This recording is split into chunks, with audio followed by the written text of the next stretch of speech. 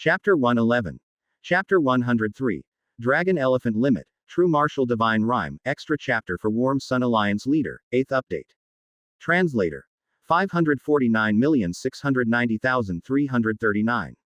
8 Level 2 Mutated Beast Corpses, because several were cut in half by Jack Clark's blade, and the rest were seriously damaged, which ended up earning them 50 contribution points in total. Apart from that, the spectacled King Python earned them 20 points, making a total of 70 contribution points. However, the real big haul this time were the variant Fierce Apes with the faint trace of a king-level bloodline. The level 3 life crystal was worth 40 contribution points, and after losing the crystal, the corpse still worth 50 points. They had been out for 3 days, and the 4 of them earned a total of 160 contribution points together. It was an absolute fortune. It was not only easier than chasing down blood disciples and rebels, but it was also extremely profitable. But such a good thing could only happen once. After all, to find the location of these mutated beasts, Howard Lee spent hundreds of thousands hiring mercenaries to search deep in the mountains for more than 10 days, consuming lots of manpower and resources. Not only is this place barren, but every year, the experts from the Koroya royal family would clear and collect materials, resulting in the scarceness of high-level mutated beasts. The next morning, Howard Lee and Marcus Lee, who had rested for the night, came to Jack Clark's room to split the loot. Marcus started first, somewhat embarrassed. This time I played the least useful role, especially during the hunt for the furious ape. Just give me 20 contribution points. 20, is that a bit too little?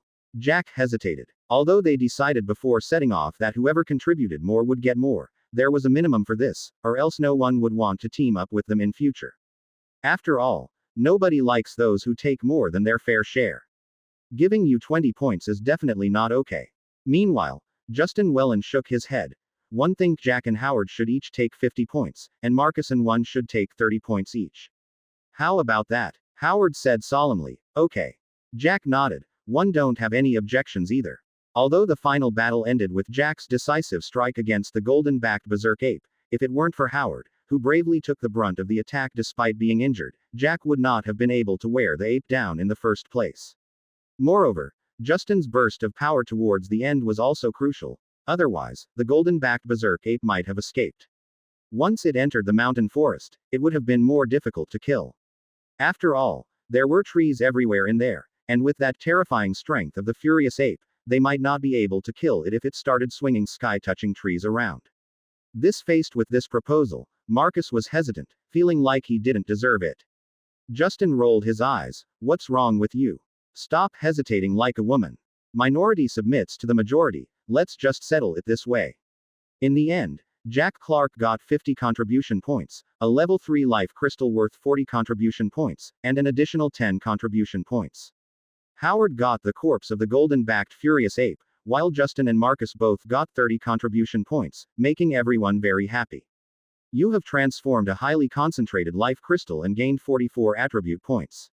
After dividing up the loot and the others dispersing, Jack chose to transform the life crystal and gained even more attribute points than he had expected. The Federation's pricing of life crystals was based on the purity of life energy rather than the concentration. Generally, the difference between level 1 and level 2 life crystals is about threefold.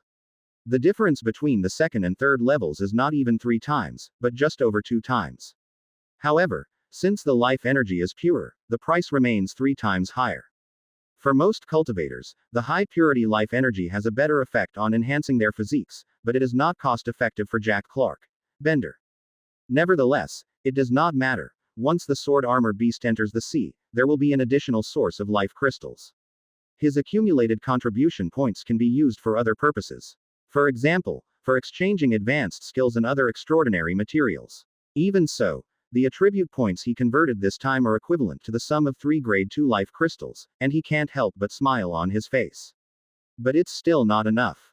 Jack takes the elevator to the underground logistics department and sends his dented blade and badly cracked combat knife for repair. He has some money and quite a few contribution points now, so he doesn't feel right about asking Justin Wellen to help him fix his knife anymore. Jack politely said, "Excuse me, but I also want to exchange for a level 1 life crystal and an energy crystal." Justin Wellen gave him a blue crystal with plenty of energy, which was originally intended to last 3 months before his trial was over and returned to school. But who would have thought that Jack's breakthrough was too fast, and the energy absorption speed surged several times after the third layer heaven. He had absorbed the blue crystal that night when he left the base. He now has a total of 35 contribution points. After exchanging for a life crystal and an energy crystal, he still has 26 left. Although the life crystals still have a 20% discount, the already 30% discounted energy crystals can no longer be discounted. You have converted a life energy crystal and gained 4 attribute points. In his personal cultivation room, Jack saw the 51 attribute points on the attribute page, expecting that, in his mind, he exclaimed, "Limit enhancement dragon elephant power." As Jack's voice fell, 50 attribute points disappeared. At the same time, a vast energy poured into his dantian, and the dragon elephant true strength suddenly surged. Boom, boom, boom, boom. Faintly, a torrential roar like rushing rivers echoed in Jack's body. The dragon elephant true strength crazily expanded and circulated, and the muscles, skin, and bones where it passed were greatly enhanced. To go from the third layer heaven to the fourth layer heaven, one needs to expand the dantian 3 times. The actual true strength to be contained needs to be 10 times the original amount. Then, after continuous compression and refining, the true strength will be liquefied. Only after completing the first qualitative change in strength can the breakthrough be achieved. At this moment, under the enhancement of the attribute points, the dragon elephant power expanded by a fraction with every circle of circulation, and the true strength became more substantial. Even all the meridians in the body were expanding. In addition, Jack also felt that something inside his body was converging. It seemed to be the essence of the tyrant elephant essence blood he had absorbed during his foundation establishment. These essence blood materials changed the nature of his skin and muscles, making them tougher, and the true strength contained a trace of the wild nature of the tyrant elephant's power. With the extreme enhancement of the technique at this moment, this essence was converging in some way that Jack couldn't understand, towards the dantian. Under Jack's watchful eyes, the non-existent yet very real dantian in his body quickly expanded to twice and 3 times its size. His true strength also doubled in size. Am one going to break through? Just as Jack thought he would be able to break through the fourth layer heaven at a pace that far surpassed all geniuses, there was a sudden tremor deep within his dantian. Roar. An overbearing and furious roar of an elephant resounded, and a vague phantom of a giant elephant, about 10 meters tall and 20 meters long, appeared in the center of the dantian. The terrifying giant elephant's muscles exploded, emitting an extremely violent aura of power. It seemed like it could topple mountains and level rivers with a single move, its aura domineering and overbearing. Tyrant elephant. Watching the terrifying giant elephant's shadow, Jack Clark was shaken at heart. From its size and emitted aura, Jack could be sure that this giant elephant was at least a level 6 or even level 7 mutated creature. But such a terrifying mutated giant beast's essence and blood was only 20 points per bottle. The official support for cultivating students is really generous. Jack sighed in his heart, now understanding why the contribution points were so precious. Because under normal conditions, such a mutant giant beast's essence and blood would be at least 50 points each. While Jack was sighing, the giant elephant's shadow kept shrinking and finally condensed into an ancient elephant-shaped rune in the center of his dantian. Although he couldn't comprehend it, he understood its meaning. After a long while, Jack, who had finished his enhancements, slowly opened his eyes, feeling the surge of true strength within his body. With a thought, he called up the attribute page. Realm. Third layer heaven. Physique. 315 plus. Strength. 340 plus. Agility. 250 plus. Spirit. 241 plus. Talent. Soul split plus. Cultivation methods. Lotus platform meditation method. Extreme realization dragon elephant skill. Third layer. Heart's eye bright knife plus. Third layer. Rune. Elephant's fury. This is an incomplete true martial rune. When activated, it can burn the user's chi blood and true strength, increasing 10 times the defense and strength, just like a tyrant elephant sweeping everything. Attribute points. 1. The effect of this extreme enhancement was astonishing, allowing Jack to form a true martial rune while still in the third layer heaven, increasing his true strength by 5 times and making it even more thick and condensed. In addition, his dantian expanded to triple its limit, and his meridians were widened and more robust, able to withstand stronger bursts of true strength. His realm directly broke through to third layer heaven middle phase, and with a bit of cultivation, he could reach the late phase. With the breakthrough of the limit enhancement, Jack's physique and strength attributes both skyrocketed by 30 points. Of course, the biggest gain was the true martial rune. Although it was noted as incomplete, it had a horrifying increase in Jack's combat power. Under the influence of this true martial remnant symbol, the power of his dragon elephant art was now equivalent to ordinary advanced skills, with the normal strength enhancement increased from 3 times to 5 times. When the rune was activated, its power was even stronger. With a 10 times increase in strength and defense, even if the golden-backed Berserk Ape King appeared in front of him now, it would be forcefully suppressed by Jack. It could be said that this breakthrough had increased his combat power by several times. Boom. In the cultivation room, Jack's body was circulating with thick black true power, emitting an extremely violent and domineering aura of strength. Every movement caused the air to tremble. He was getting familiar with his skyrocketing power. After the limit enhancement, the dragon elephant art made his power even more domineering and violent. Inside the base, Gerald West, Emmett Wesley, Sylvia Lyons, and Cameron Raven in military attire walked together. Sylvia Lyons indifferently said, "We have been searching for a month, and it seems like the crack is really not around Leicester City." Cameron Raven slowly said, "The general left us behind as a precaution. Besides, it's better that the crack is not here. Otherwise, we 4 sixth layer heavens would not be able to stop the god envoy lurking in the evil god sect." Gerald West's expression was somewhat solemn. "I heard that the evil god sect attaches great importance to the crack in Koroya and won't let the Federation find and destroy it so easily. This time, there may be fallen people appearing." Fallen people. The 4 were instantly shocked. At this time, not far away, Jack, who had just finished his cultivation, walked out of the cultivation room. The 4 of them paused for a moment. In their eyes, Jack now seemed like a giant elephant, creating an invisible pressure that made the surrounding air somewhat heavy. Cameron Raven was surprised. "True martial divine rhyme. This student is from South Sky Martial Height, isn't he?" "Yes." Sylvia Lyons nodded, a hint of shock flashing in her eyes. Cameron Raven praised, "No wonder he is from one of our Eastern Summer's first-class universities. There are so many talented geniuses. The cultivation method he's practicing should be related to strength in elephants. I remember there's an advanced skill in South Sky Martial Height called Dragon Elephant Overlord Body. After cultivation, one's strength would be extremely fierce and violent, sweeping everything." Faced with this question, Sylvia Lyons remained silent. Of course, she wouldn't say that Jack was practicing the low-level martial skill Dragon Elephant art, else this guy would definitely think of ways to steal him for the military. Originally, when Jack killed the 3rd layer Heaven Immortal earlier, Sylvia was already somewhat shocked. She couldn't believe the even more shocking things that followed. Yesterday, the few of them killed the golden-backed Berserk Ape King and came back. And now, in just half a month, he had actually cultivated the low-level martial techniques True Martial Divine Rhyme. While Sylvia Lyons was still in shock, Gerald West and Emmett Wesley's performances were actually quite composed. Emmett Wesley sighed, "I felt that this student named Jack Clark was extraordinary when he came to pick us up. His talent is definitely among the first rank at South Sky Martial Height. 2. It turns out I wasn't wrong. In just over 3 months, he broke through to the 3rd layer heaven and even cultivated the true martial divine rhyme. The new students nowadays are really amazing. Yes, youngsters can be awe-inspiring." Gerald West nodded in agreement.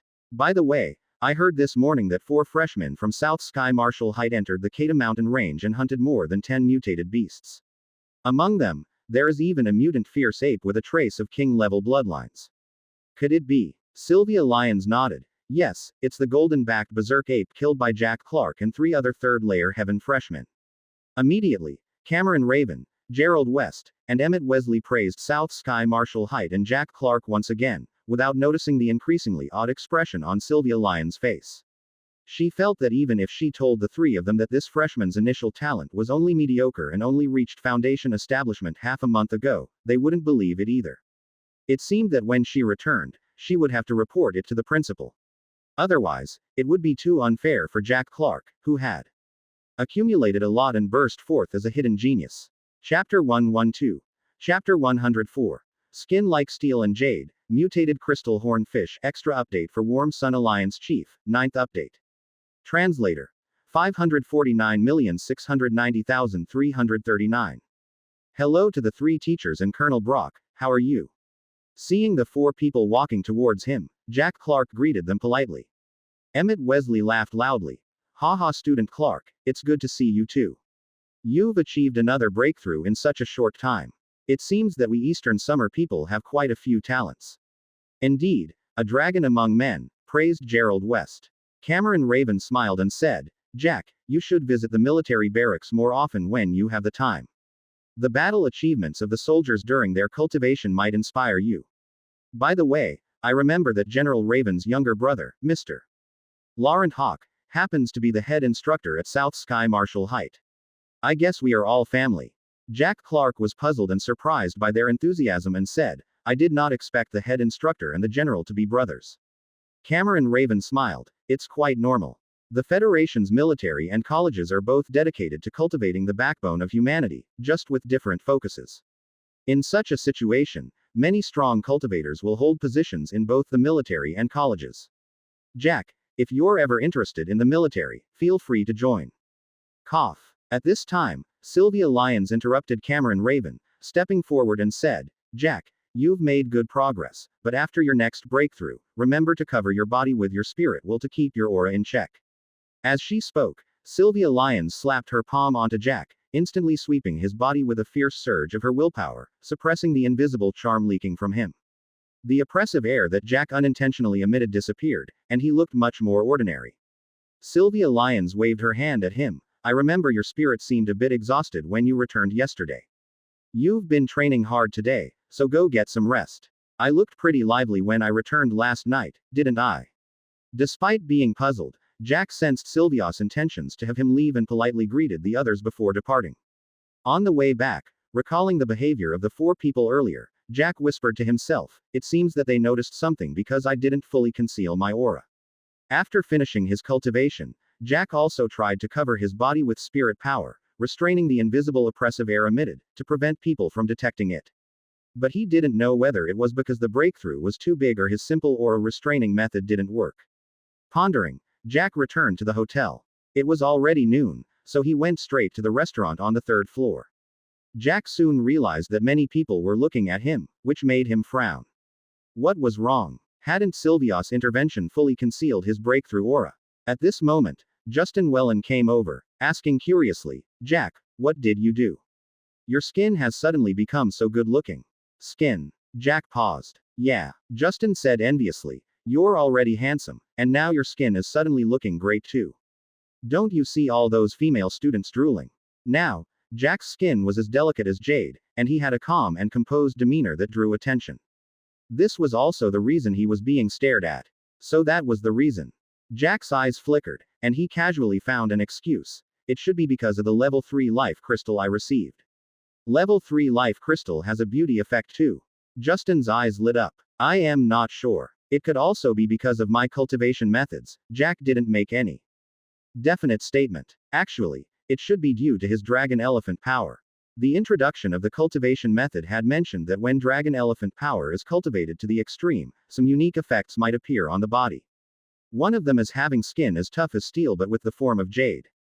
However, he definitely couldn't tell Justin this. After all, everyone thought he had just broken through the 3rd layer heaven not long ago, so suddenly cultivating his method to the extreme was too exaggerated. As for whether or not Justin would exchange for the level 3 life crystal just to look whiter, Jack didn't care. Even if he didn't say anything, Justin would still exchange for the level 3 life crystal to speed up his physique cultivation, so the truth wouldn't have much impact. After eating, Jack returned to his room and prepared to cultivate using the energy crystal he had exchanged for. Compared to the blue crystal that Justin had given him, the crystal that could only be exchanged by 4th layer heaven cultivators had a much lower energy purity and quantity. With a deep breath, the dragon elephant power circulated, and the formidable suction emanated from Jack, attracting the sparse, transcendent energy to converge towards him. At the same time, a stream of pure energy flowed from the crystal into Jack's body through his palm, which was rapidly refined by the overwhelming dragon elephant true strength, resulting in almost no waste. Once his internal cultivation was on track, Jack slowly divided half of his mind to where the sword armor beast was. As his spirit power grew stronger, he became more proficient with multitasking. Under normal circumstances, he could now easily operate from 2 perspectives. Only when the sword armor beast or his main body encountered a battle would he concentrate most of his attention. The light was dim in the sea, more than 60 meters deep. A unique beast, almost 6 meters long, swam slowly, carefully sensing the fluctuations and smells of the surrounding seawater, searching for prey to hunt. At this depth, Even the sword armor beast couldn't see far, and everything beyond 20 or 30 meters was vague and murky. The sword armor beast swam in the water for half an hour, but the schools of fish it encountered were mostly 1 to 2 meters of seafood. There were no larger ferocious mutated fish. It seems that most of the mutated fish in this area have been eaten. We'll need to go further and deeper, the sword armor beast's tail flicked, disappearing into the darkness. For safety, the sword armor beast has been active within a 50-kilometer range of the coast this week, with the deepest place being only 70 meters, covering the surrounding hunting range. However, the number of mutated fish in a sea area is limited. Under its constant hunting, those more than 5 meters long and reaching the mutated level have been almost eaten up. This time, the sword armor beast swam out several dozens of kilometers in one breath before slowing down. It was already more than 100 kilometers away from the coast, and the sea below was pitch black, with no way of knowing how deep it was. The reason the sword armor beast stopped was that it had a keen sense of out-of-placeness when it arrived here. The heavenly energy contained in the sea was much denser. Strange, is there something good nearby? The sword armor beast's eyes scanned the surroundings, its golden vertical pupils revealing caution. It was because it found the place to be eerily quiet, with no marine life visible at all. Just then, the sword armor beast suddenly looked towards the bottom left, where a massive shadow flashed by, and the water waves caused by its movement rippled far away. Interesting. The sword armor beast flicked its tail and chased after the massive shadow. Under the combination of power, defense, and agility, it was confident that as long as it did not provoke the marine giant beasts, it could escape any danger from ordinary mutated fish. Soon, the sword armor beast caught up to the depths of 200 meters, 300 meters. The intense water pressure from all directions forced it to slow down. However, at this moment, a faint light emerged from the dark depths in the distance. The sword armor beast could not help but become cautious, slowly approaching. At the bottom of the sea, about 500 meters down, a volcano-like small hill emerged, but instead of magma in the crater, it was covered with red and blue corals. These corals emanated a faint blue and red glow, bringing some light to the surrounding pitch-black sea area. At this moment, around the crater, 7-meter, 10-meter, and even more than 10 or 20-meter mutated fish slowly swam around, their huge mouths slightly open, swallowing something. These mutated fish resembled giant groupers with a short blue horn on their heads. Their entire bodies, scales, and fins were blue and crystal clear, looking like beautiful blue crystals. Looking at the group of about 20 mutated fish, the sword armor beast almost drooled. Bender. However, it didn't rush forward recklessly. It hid in the dark sea, quietly waiting and observing. This was its first encounter with mutated fish schools, so it was unsure what differences there were between them and other mutated fish species. As the sword armor beast patiently waited, half an hour later, one by one, the 7-meter crystal horn fish turned away, followed by the second and third. After the 7-meter ones left, the 8-meter and 9-meter ones followed, leaving only 3 fishes over 15 meters long, circling around the crater. The sword armor beast lay low on the pitch-black ocean floor, waiting for another half hour. Seeing that the 3 massive crystal horn fish had no intention of leaving, it gave up the idea of going over to take a look. In the darkness, the sword armor beast slowly retreated along the bottom of the sea, avoiding causing too much water disturbance that would be detected. After it exited the sea area for several kilometers, it flicked its tail and quickly swam to the upper left direction, where some 7-meter long crystal horn fish were. In the water, the sword armor beast was very fast, swimming more than 10 kilometers in a short time, and caught up with a crystal horn fish at a depth of over 100 meters. The mutated fish was hunting at this time. Its target was a school of more than 1 meter long mackerel with faint traces of mutation, its enormous body charging wildly and devouring non-stop. Occasionally, the blue crystal on the fish's head would shoot out a weak blue light beam, reaching more than 10 meters away. All the mackerel hit by the blue light beam would stiffen up. The seawater was even frozen and turned into an arm-thick, more than 10-meter-long ice crystal before being shattered and melted by the swaying water. This scene caused the sword armor beast's eyes to narrow. It was a mutated fish capable of energy attacks.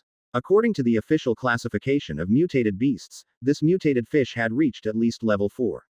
However, in the sword armor beast's perception, this level 4 crystal horn fish seemed a bit weak, as the danger it emitted was not even comparable to that of the mutated fat fish. Strange. In its confusion, the sword armor beast revealed cold and ruthless eyes, as its black and hideous body silently approached. When the distance between them was less than 20 meters, the sword armor beast's tail suddenly flicked, explosively bursting forth with terrifying speed. Like a black shadow, it tore through the water. Bang! The pouncing sword armor beast struck the back of the crystal horn fish's brain with a single claw swipe. In that instant, the water under the claw exploded, and the terrifying force and speed of the swipe almost created a vacuum. With such a horrifying attack and such terrifying speed, the crystal horn mutated fish had not yet reacted, and half of its brain was shattered like a watermelon. Blood mixed with white matter splattered everywhere, turning the surrounding seawater red, and the thick bloody smell made the black mutant beast seem even more terrifying. The surrounding mackerel school burst apart in the invisible murderous aura, frantically fleeing. The sword armor beast was not interested in the mackerel with only faint traces of mutation. It excitedly grabbed the crystal horn fish's body and bit down on the back. Crack! Sharp teeth tore through the fish scales, ripping off a large chunk of flesh and blood. More blood spewed out, rendering the surrounding seawater within a range of tens of meters even redder. The sword armor beast's eyes lit up as it tasted the rich energy contained in the mutated fish's flesh and blood. Chapter 113. Chapter 105. Terrifying Growth, Starting to Make a Move Extra for Warm Sun Alliance Master, 10th Chapter. Translator. 549,690,339. Deep under the sea, a 7-meter-long mutated fish was being devoured by the sword armor beast at a speed visible to the naked eye. Besides some indigestible organs like intestines, the fish bladder and even bones were all crushed and eaten by the sword armor beast, due to its inability to consume energy as well. With this mutated fish in its stomach, the size of the sword armor beast visibly grew several centimeters, and its body swelled significantly larger. Crack crack. With its left claw, the sword armor beast grabbed the half-meter-long crystal horn, like eating a blue popsicle, using its sharp and hard teeth to crush it. Feeling satisfied and full, the sword armor beast floated in the seawater, thinking to itself. This energy-attacking mutated fish had a level close to early level 4, but its strength was very weak. It felt like it couldn't even compare to an ordinary level 3 mutant beast. However, the energy contained in its flesh and blood was very rich, almost several times that of a mutated fish of the same size, especially the blue crystal horn, which felt like an energy crystal body. It seemed to be related to those luminous corals on the volcano's mouth. At this thought, the sword armor beast licked its sharp fangs, and its massive body slightly shook and disappeared into the dark deep sea. Back in his hotel room, Jack Clark slowly opened his eyes. Feeling the warm currents appearing out of thin air within his body, Jack couldn't help but smile. Sure enough, the sea was the real home of the sword armor beast. Only the ocean had endless mutated creatures for the sword armor beast to grow rapidly.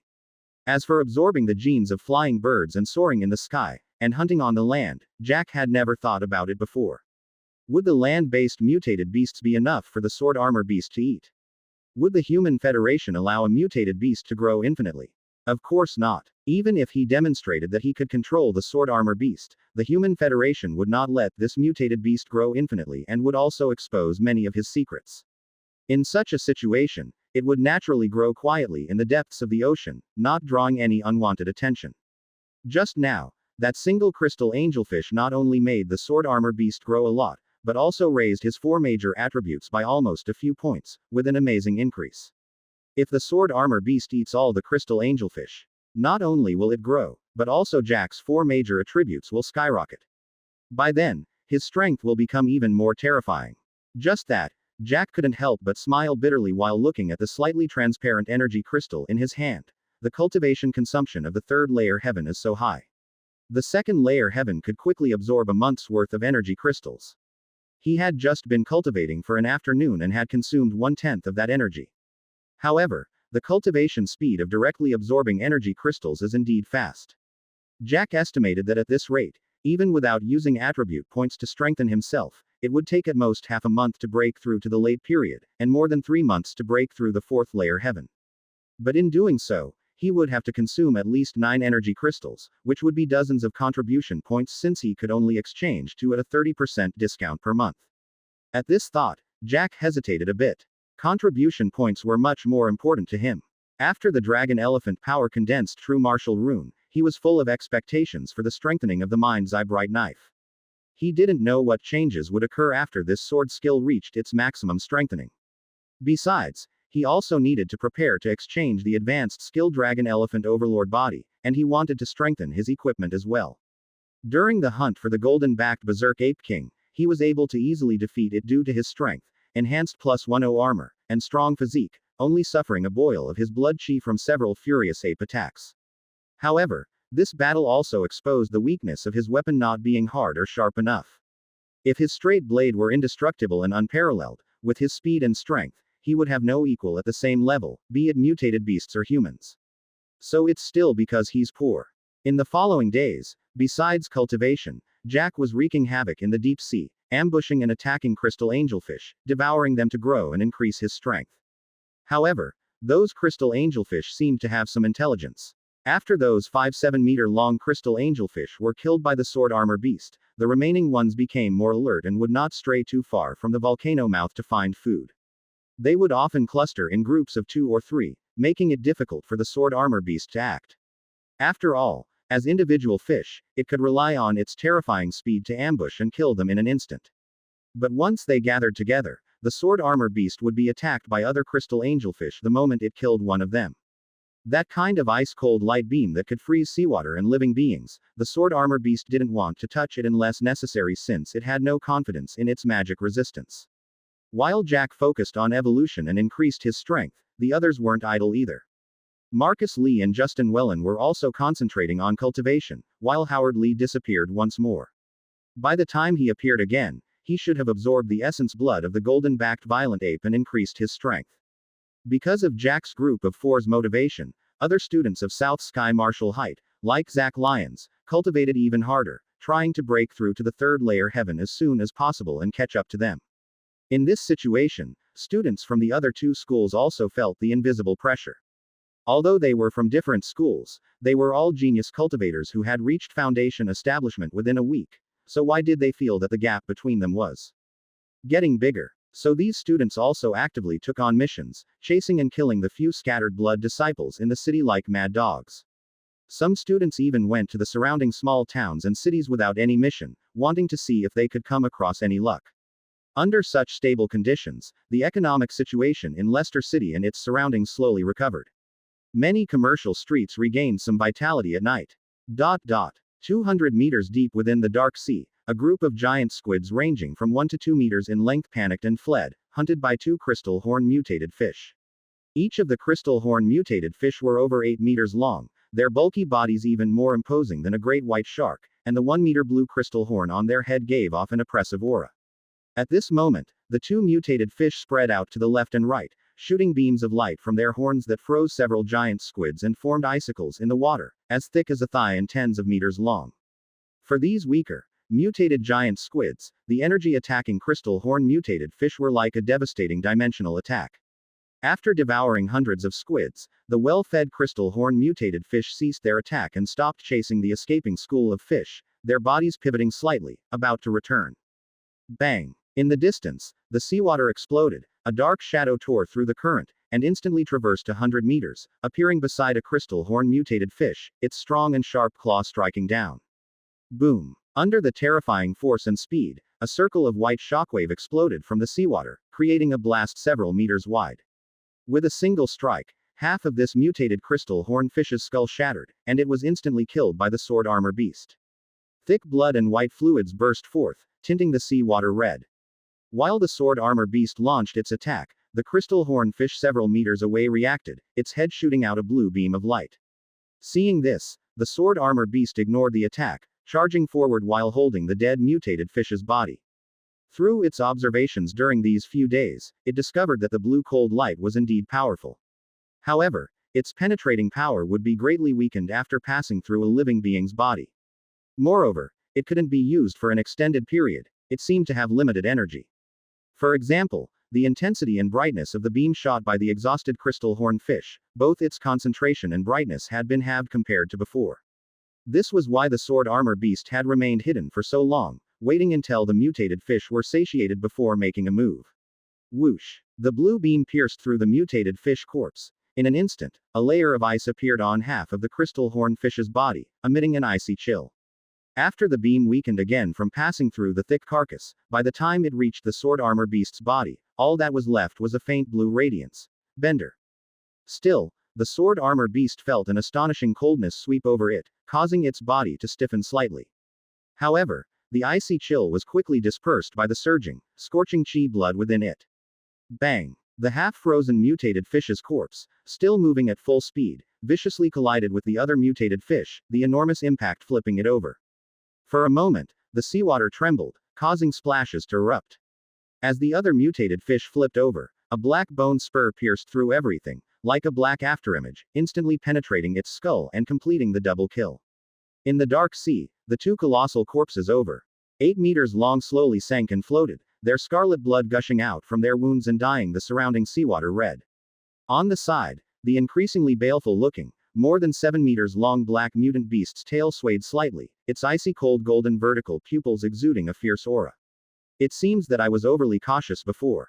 This cold light does have a strong killing power against regular creatures, but its effect on extraordinary creatures like myself is much weaker. With continuous evolution and growth through cellular division and condensation, the sword armor beast's body density became increasingly terrifying, its bones extremely solid and its muscles containing formidable power. Although its talent lay in strength, defense, and agility, all of which were body-strengthening types. However, this didn't mean that there wasn't any extraordinary energy in its body. It's just that this extraordinary energy had merged into its flesh and blood, turning into scorching hot chi blood, which instinctively burst out to disperse the cold light when it was attacked earlier. Of course, there was also the fact that the previous cold light attack was relatively weak. If it were to face a full-strength attack from that crystal angelfish during its prime, or even continuous attacks from 4 or 5 crystal angelfish, the sword armor beast wouldn't be able to endure it now. This was also the reason why it had been lurking for several days, and finally attacked when it encountered 2 crystal angelfish that were stranded. After all, safety comes first. The ocean was vast, and there was no need to stick to guarding these crystal angelfish. Therefore, during this period, in addition to observing these fish, the sword armor beast was also hunting in the distance.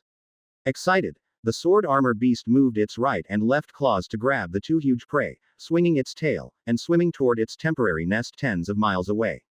It couldn't help it. The 2 fish were huge. Even with its terrifying digestive ability, it'd take a long time to finish eating them, so naturally, it would return to a safe nest.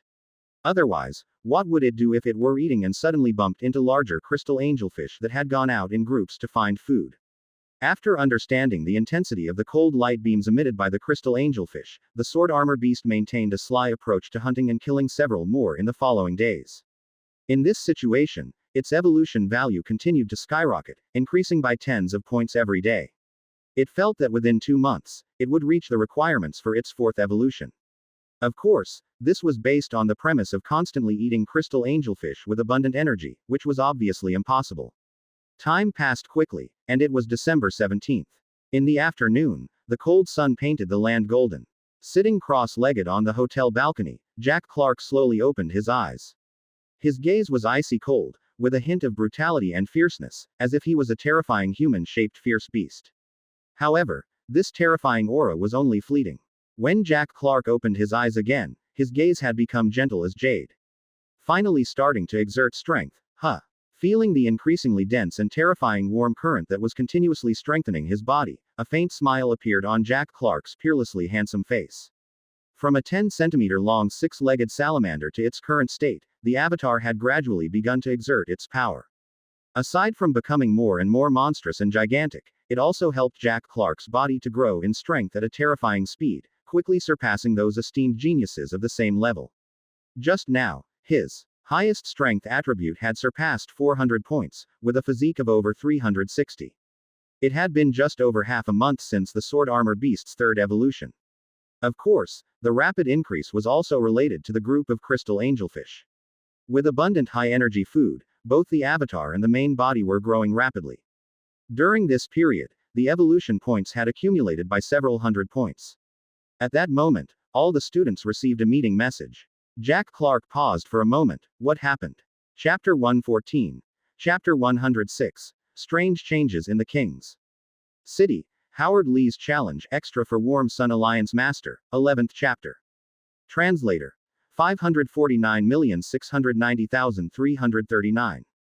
In the evening, dozens of new students who had just finished their meeting flooded into the 3rd-floor restaurant. Some of these students looked hesitant, some excited, and others envious and regretful, discussing the situation in Kyla in pairs or groups. Justin Wellen was also a bit excited. Jack, what do you think about us applying to go to Kyla too? Jack Clark thought for a moment, then shook his head slightly. There's only half a month left in the trial, let's not get involved in this mess. It's a bit dangerous there. With Koroya's new political system in place, most of the evil god sect cultists and rebels in the cities have been wiped out, and this trial is nearing its end. A couple of days ago, Sylvia Lyons mentioned in the chat group that they would be able to return to the school by the end of the month. The reason they have to wait for more than a dozen days is that there are still some scattered cultists and rebels hiding among ordinary people and in the deep mountain forests. At the same time, there has been a resurgence in several major cities. In particular, in the king's city of Kyla, there suddenly emerged many second-layer heaven and third-layer heaven immortal disciples, as well as senior blood envoys of the 5th and 6th level heaven. In addition, there were even fanatics and high-order bishops of the 4th and 5th layer heaven from the giant god sect, causing great chaos when they suddenly burst forth. Although these evil god sect experts were quickly suppressed and defeated by the military's strongmen, they also caused a lot of casualties. Currently, the university teachers stationed in major cities have received orders to call in reinforcements. The matter discussed by the three teachers, Sylvia Lyons, Gerald West, and Emmett Wesley, at the previous meeting was about this. Tomorrow morning, Sylvia Lyons and Gerald West would fly to Kelter. As for Emmett Wesley, he will stay behind to hold the fort. Students who have broken through the third realm could also apply to join the reinforcement mission, although no one had applied so far. Justin Wellen lamented when he realized that Jack did not want to go, but Crystal and the others want to sign up. Aren't we missing out if we don't go? Them, huh? Jack frowned slightly. An hour ago, Crystal Leinster and the others in Caleb Tool City also received the notice, and team members Crystal Leinster, Mandy Leinster, Matt Watkins, and Freya Louise all wanted to sign up. They spoke about it in the 3 to 9 chat group, but Jack and Justin were still in a meeting at the time. Unlike Jack, who broke through a month ago, and Justin, who broke through more than half a month ago, Crystal and the others had made breakthroughs one after another in the past few days, with Freya being the latest 3 days before. Of the students over there, only Maria Jenkins was a little short and could not go. And it's not just them. Of the 57 South Sky Marshall Heights students participating in the trial, about half of them had broken through the third realm, excluding a few unlucky ones who were injured from the beginning and the one guy who died. The rest, who had not yet made breakthroughs, were either at the peak of second heaven or in the late stage, and on the verge of entering the third realm.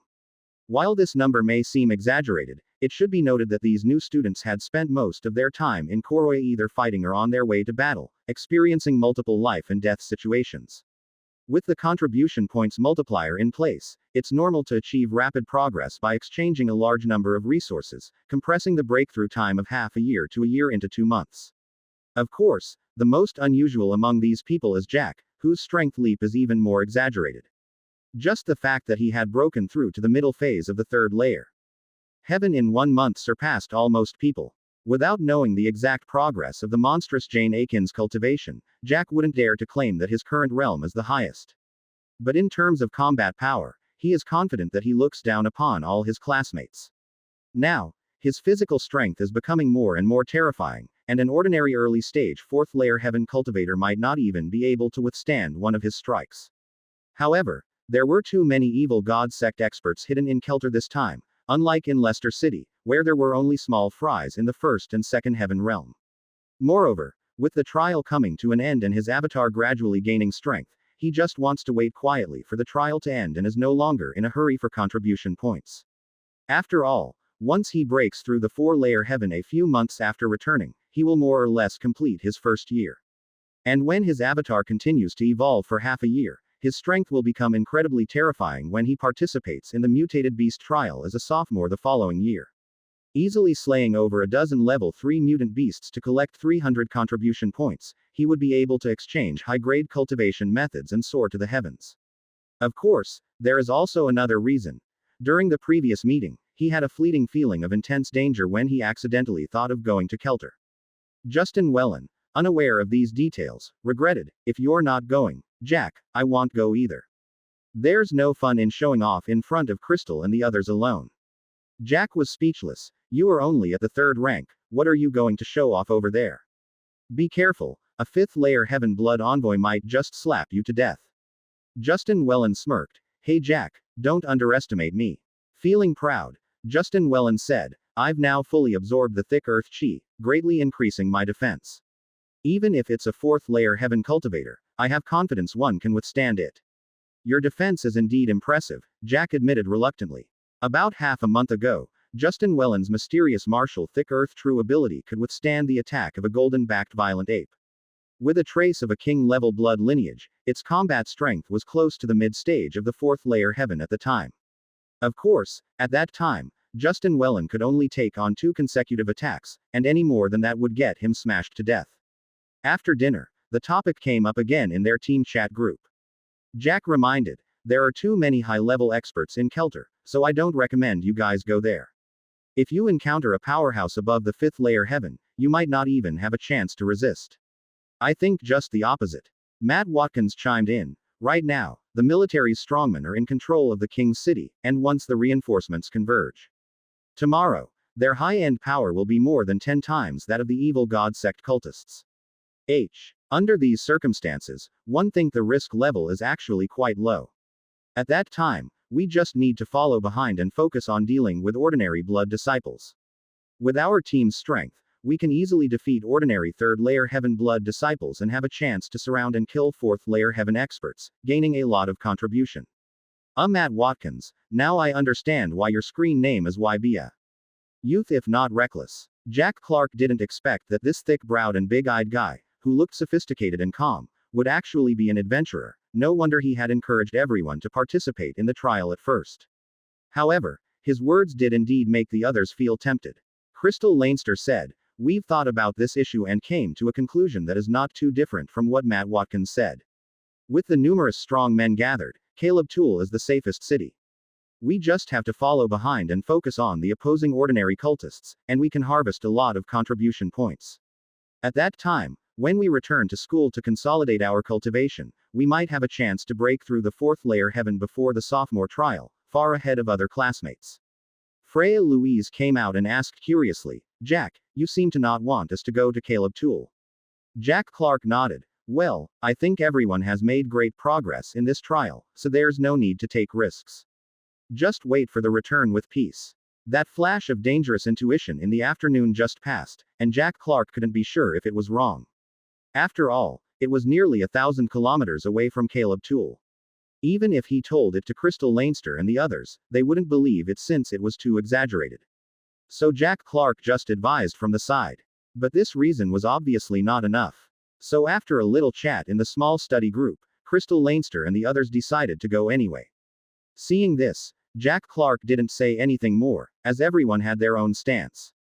The next morning, they were still at the old airport.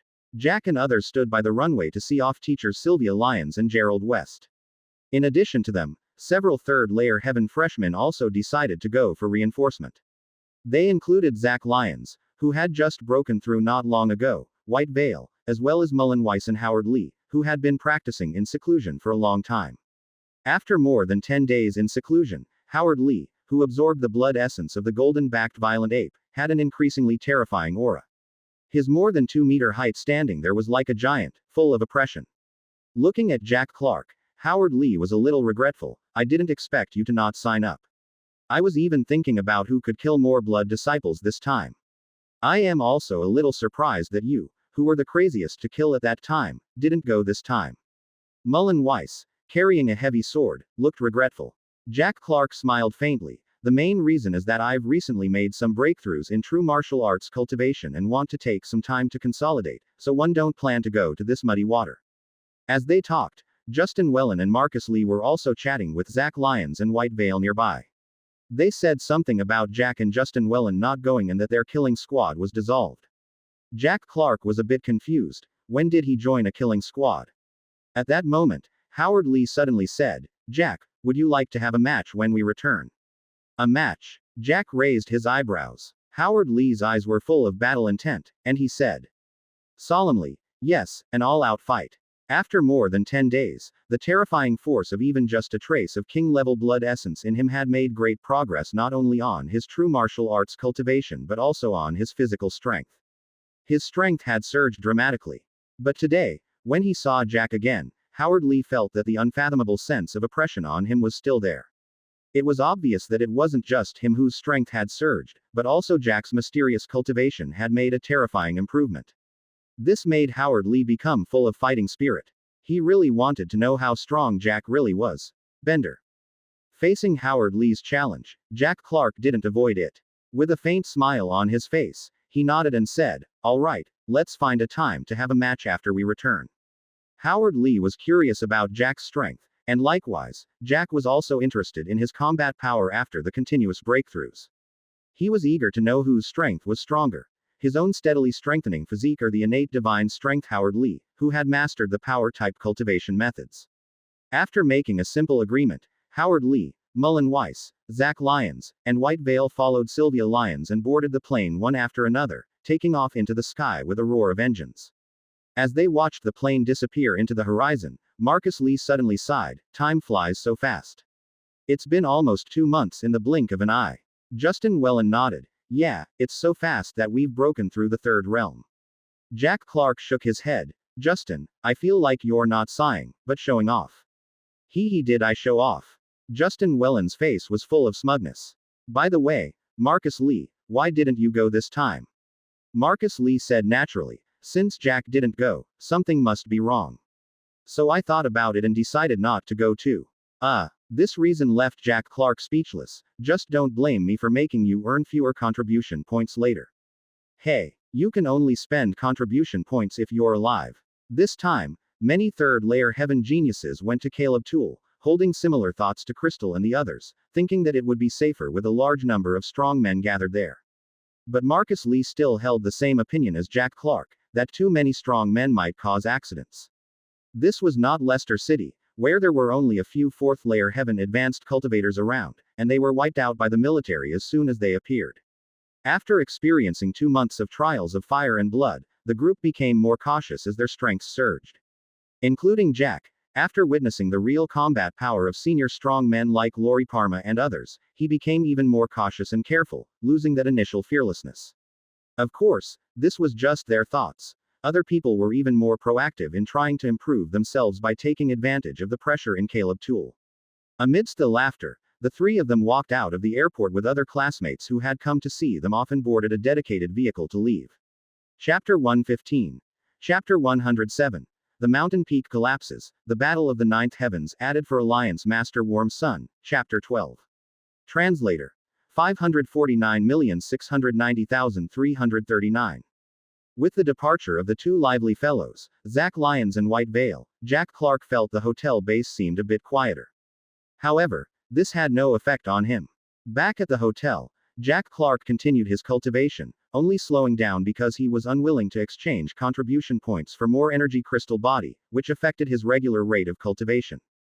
During his cultivation, Jack found himself drawn into the consciousness of the sword armor beast. Under the sea surface, 200 meters deep, the 8-meter-long unique beast lay hidden in the darkness. Its body was perfectly still, and even the fiery red, ghastly feather horns on both sides were slightly retracted. Not far from it, 3 crystal corner mutated fish, each 10 meters long, were patrolling their territory, searching for the dangerous creature that had continually attacked members of their species. Over the past 10 or so days, the sword armor beast had almost wiped out over a dozen crystal corner mutated fish below 9 meters long. Under such circumstances, the slightly intelligent mutated fish became more vigilant. The remaining 6 10-meter-long mutated fish patrolled their territories daily. On top of that, every day one of the 3 gigantic mutated fish, measuring 15, 20, and 23 meters long respectively, would come out to patrol the surrounding sea area of a dozen kilometers. But the ocean was not like the land, it was a 3-dimensional space. So, as long as the sword armor beast stayed motionless on the pitch-black seabed hundreds of meters deep, those crystal corner mutated fish would not discover it. Unless of course they happened to encounter each other face to face in close range due to bad luck. It was only when the 3 crystal corner mutated fish moved away and the sword armor beast perceived calm in the nearby water did it slightly move. These guys are too vigilant. It's not easy to kill them. Based on its perception, the sword armor beast was confident that it could obliterate a single 10-meter-long crystal corner mutated fish on its own. However, handling the 3 gathered together would be a bit problematic. The energy attack speed of their freezing light beam was too fast, and the sword armor beast couldn't guarantee that it would be fine if it was frozen. But if it were to attract a crystal corner mutated fish around 10 or 20 meters long, even the sword armor beast would find it troublesome. After all, these creatures were not physically strong, but their energy attacks were incredibly powerful due to their high level. The cold light capable of freezing everything was something even the sword armor beast was wary of. Forget it, let's spare them for now. After weighing his options, the sword armor beast chose to turn around and leave them be, planning to eat them once its strength increased. Under the dark deep sea, the equally dark and horrifying variant beast vanished in a blink of an eye. With the speed of the sword armor beast, it quickly left the sea area of several tens of kilometers and started to ascend as soon as it was far from the territory of the crystal corner mutated fish. However, the ocean was the ocean. Just as the sword armor beast swam up to a depth of over 50 meters, two 10-meter-long mutated white sharks appeared in front. Compared to regular white sharks, these two mutated ones were huge, their bodies covered with gray armor-like scales, their mouths filled with sharp teeth. The sunlight filtering through the water at this moment allowed the sword armor beast to see far, but also made it easier for other fish to see it. Thus, just as the black variant beast approached within dozens of meters, the two mutated white sharks noticed it. Compared to these two muscular mutated white sharks, the sword armor beast seemed somehow less intimidating. Although it had a ferocious look, its tail took up half its body. Due to this, the two variants swung their tails immediately, churned up turbulent seawater and charged towards the sword armor beast, creating a pincer attack. Their speed was incredibly fast. Buzz. Just as they approached the sword armor beast, the two mutated white sharks opened their mouths and an invisible ultrasonic roar exploded. The shockwave caused all the small fish and shrimp within a range of tens of meters to flop over, belly up. Even the sword armor beast was somewhat taken aback. It didn't expect that the white sharks, despite not having vocal cords, would possess ultrasonic attack capabilities after mutation. The shock even left it a bit unharmed. Roar. The sword armor beast unleashed a roar that was unlike a tiger yet eerily similar, the sound cutting through the sea water, echoing with an intangible sense of authority.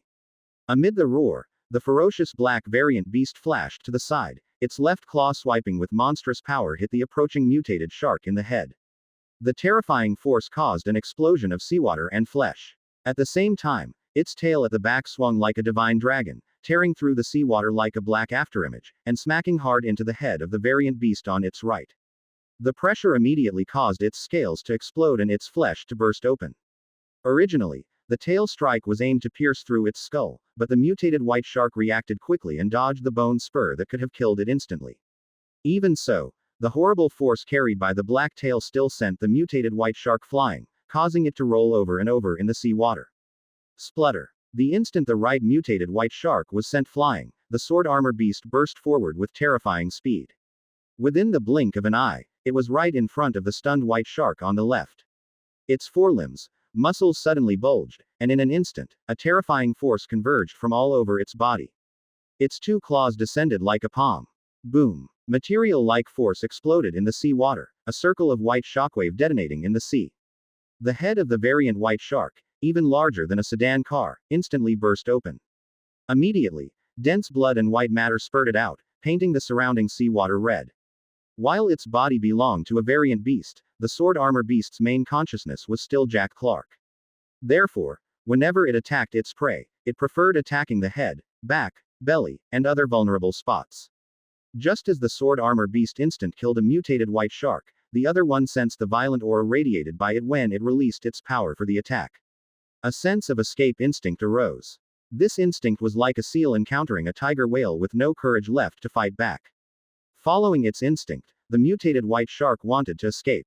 But just as it turned around, a shadow flashed in the sea water. The next second, the menacing sword armor beast appeared before it.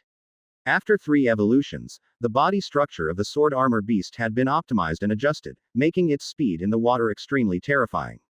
Buzz. Seeing an escape was impossible, the mutated white shark's eyes turned blood red and it went into a battle frenzy. It gave out another ultrasonic attack, opening its huge mouth to reveal hundreds of fang-like teeth. Thud. The sword armor beast grabbed the upper and lower jaws of the white shark with its 2 claws.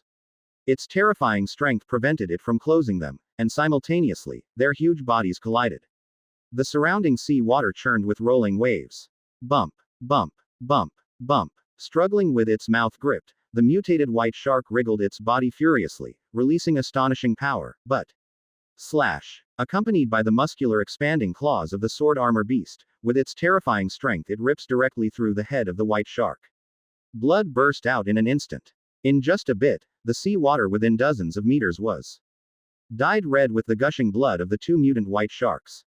In the blood-stained sea water, an 8-meter-long black fearsome unique beast slowly surfaced, revealing its terrifyingly violent aura, like a king of all unique beasts. And when the sword armor beast was devouring the white shark's flesh and blood, on the hotel balcony, Jack Clark slowly opened his eyes, frowning slightly. It's just a level 2 variant beast. Through the energy embedded in the flesh and blood, Jack Clark could confirm that the two mutant white sharks, about 10 meters long, were merely at a late stage level 2, hence why they were so easily killed. But they were quite powerful for level 2 variant beasts evolved with supersonic abilities. It appears that even after mutation, sharks remain formidable creatures. At the same time, Jack Clark keenly noticed that in the ocean, one cannot fully judge a creature's level based on size, especially those marine life that are innately large. But the two level 2 white sharks weren't completely useless. At least after eating them, the size of the sword armor beast had increased significantly, and Jack Clark's 4 major attributes had also increased by 1 point. Also, he had gained 2 more evolution points. While Jack Clark was engrossed in his hunting and food, thousands of miles away from him, countless powerful individuals had converged on Erica Knowles. Eastern Summer had 72 first-class universities altogether and even more secondary and tertiary institutions. Each leader of a university was an advanced cultivator of the 6th level heaven. Especially the top-class schools, such as South Sky Marshall Height, had up to 6 teachers leading the way, all at the peak of the 6 heavens or in the 7th heaven. In such a situation, the number of elite powerhouses gathered in Erica Knowles was enormous. That night, a terrifying battle broke out in the mountains, tens of kilometers away from Kelter. The skies were filled with shining light, shaking rumbles and ground-shattering impacts. Even a mountain peak was completely destroyed. The next morning, the chat group, 3-9, was going crazy. At Jack Clark, at Justin Wellen, you missed out a lot by not coming. Matt Watkins was a bit excited. An action from the peak powerhouse of the 9th heavens occurred last night. Even tens of kilometers apart, the fear-inspiring power was palpable, too scary. Crystal Leinster also exclaimed, I know they said that the peak powerful individuals could strike down an aircraft carrier and ignore the surrounding warships and bombings. I originally thought it was an exaggeration. Justin Wellen popped out, saying in shock, such powerful individuals have actually appeared this time, how can this be? Isn't it said that the top strong ones are not in this world? Mandy Leinster said gently, it is said that a fallen individual from the 9th heaven has emerged. The powerhouse came to counter him. Freya Louise also said, last night, many high-ranking powerhouses from the 7th and 8th heavens emerged as well. They were walking in the air, jointly besieging the bishop and god envoy of the evil god sect. The scene was too grand last night. Fortunately, we chose to come. Otherwise, we wouldn't have seen this spectacle. Matt Watkins continued to provoke them. Justin Wellen was a bit sour. What scene? You think you can fool me? The range of the high-ranking powerhouses is too great. You small prawns don't dare to go close. Let alone see it. As soon as you get close, the terror of the true marshal could severely injure you. Matt Watkins, who was exposed, was a bit awkward. Although we couldn't see it, we could feel the terrifying power. And we didn't come out empty-handed. While those high-ranking powerhouses were besieging the strong individuals from the evil god sect, we went after those ordinary cultists. At this moment, Jack Clark curiously asked, how so? What did you get? Though he was a bit curious about the grand scene from last night, he didn't envy them at all since even the peak powerhouse of the 9th heaven had appeared. Such powerhouses were rumored to be capable of crushing mountains and valleys, and their flesh bodies could move at supersonic speeds. Whenever they fought, it spanned a distance of tens of kilometers. In such a situation, daring to watch is just seeking death. Not much. I only killed 2 cultists at the 2nd layer heaven, and 1 at the 3rd layer heaven. Matt Watkins was a bit proud, completely dropping his steady and shrewd mask. Crystal Leinster, I've killed 1 cultist at the 2nd layer heaven and 1 at the 3rd layer heaven. Mandy Leinster, 2 cultists at the 3rd layer heaven. Freya Louise, a blood envoy at the 4th layer heaven. Freya Louise, you've actually killed a blood envoy at the 4th layer heaven. Justin Wellen was surprised. The blood envoys are not weak after absorbing high-level blood seeds. Even when faced with talents of the same level, they have an advantage. Considering that Freya Louise just broke through the third realm. Freya Louise, blinking eyes, I was lucky. That blood envoy was injured by some advanced cultivator. Even so, I exhaust an armor-piercing bullet. Alright, forget that their weapons are unique. With her special sniper cannon and high-damage bullets, combined with a special cultivation method that decreases her presence and a masked killing intent. She is naturally an assassin. In addition to their well-divided responsibilities within their four-member team, with Crystal Leinster, Mandy Leinster and Matt Watkins fighting on the front lines, while Freya Louise secretly looking for high places from where to snipe.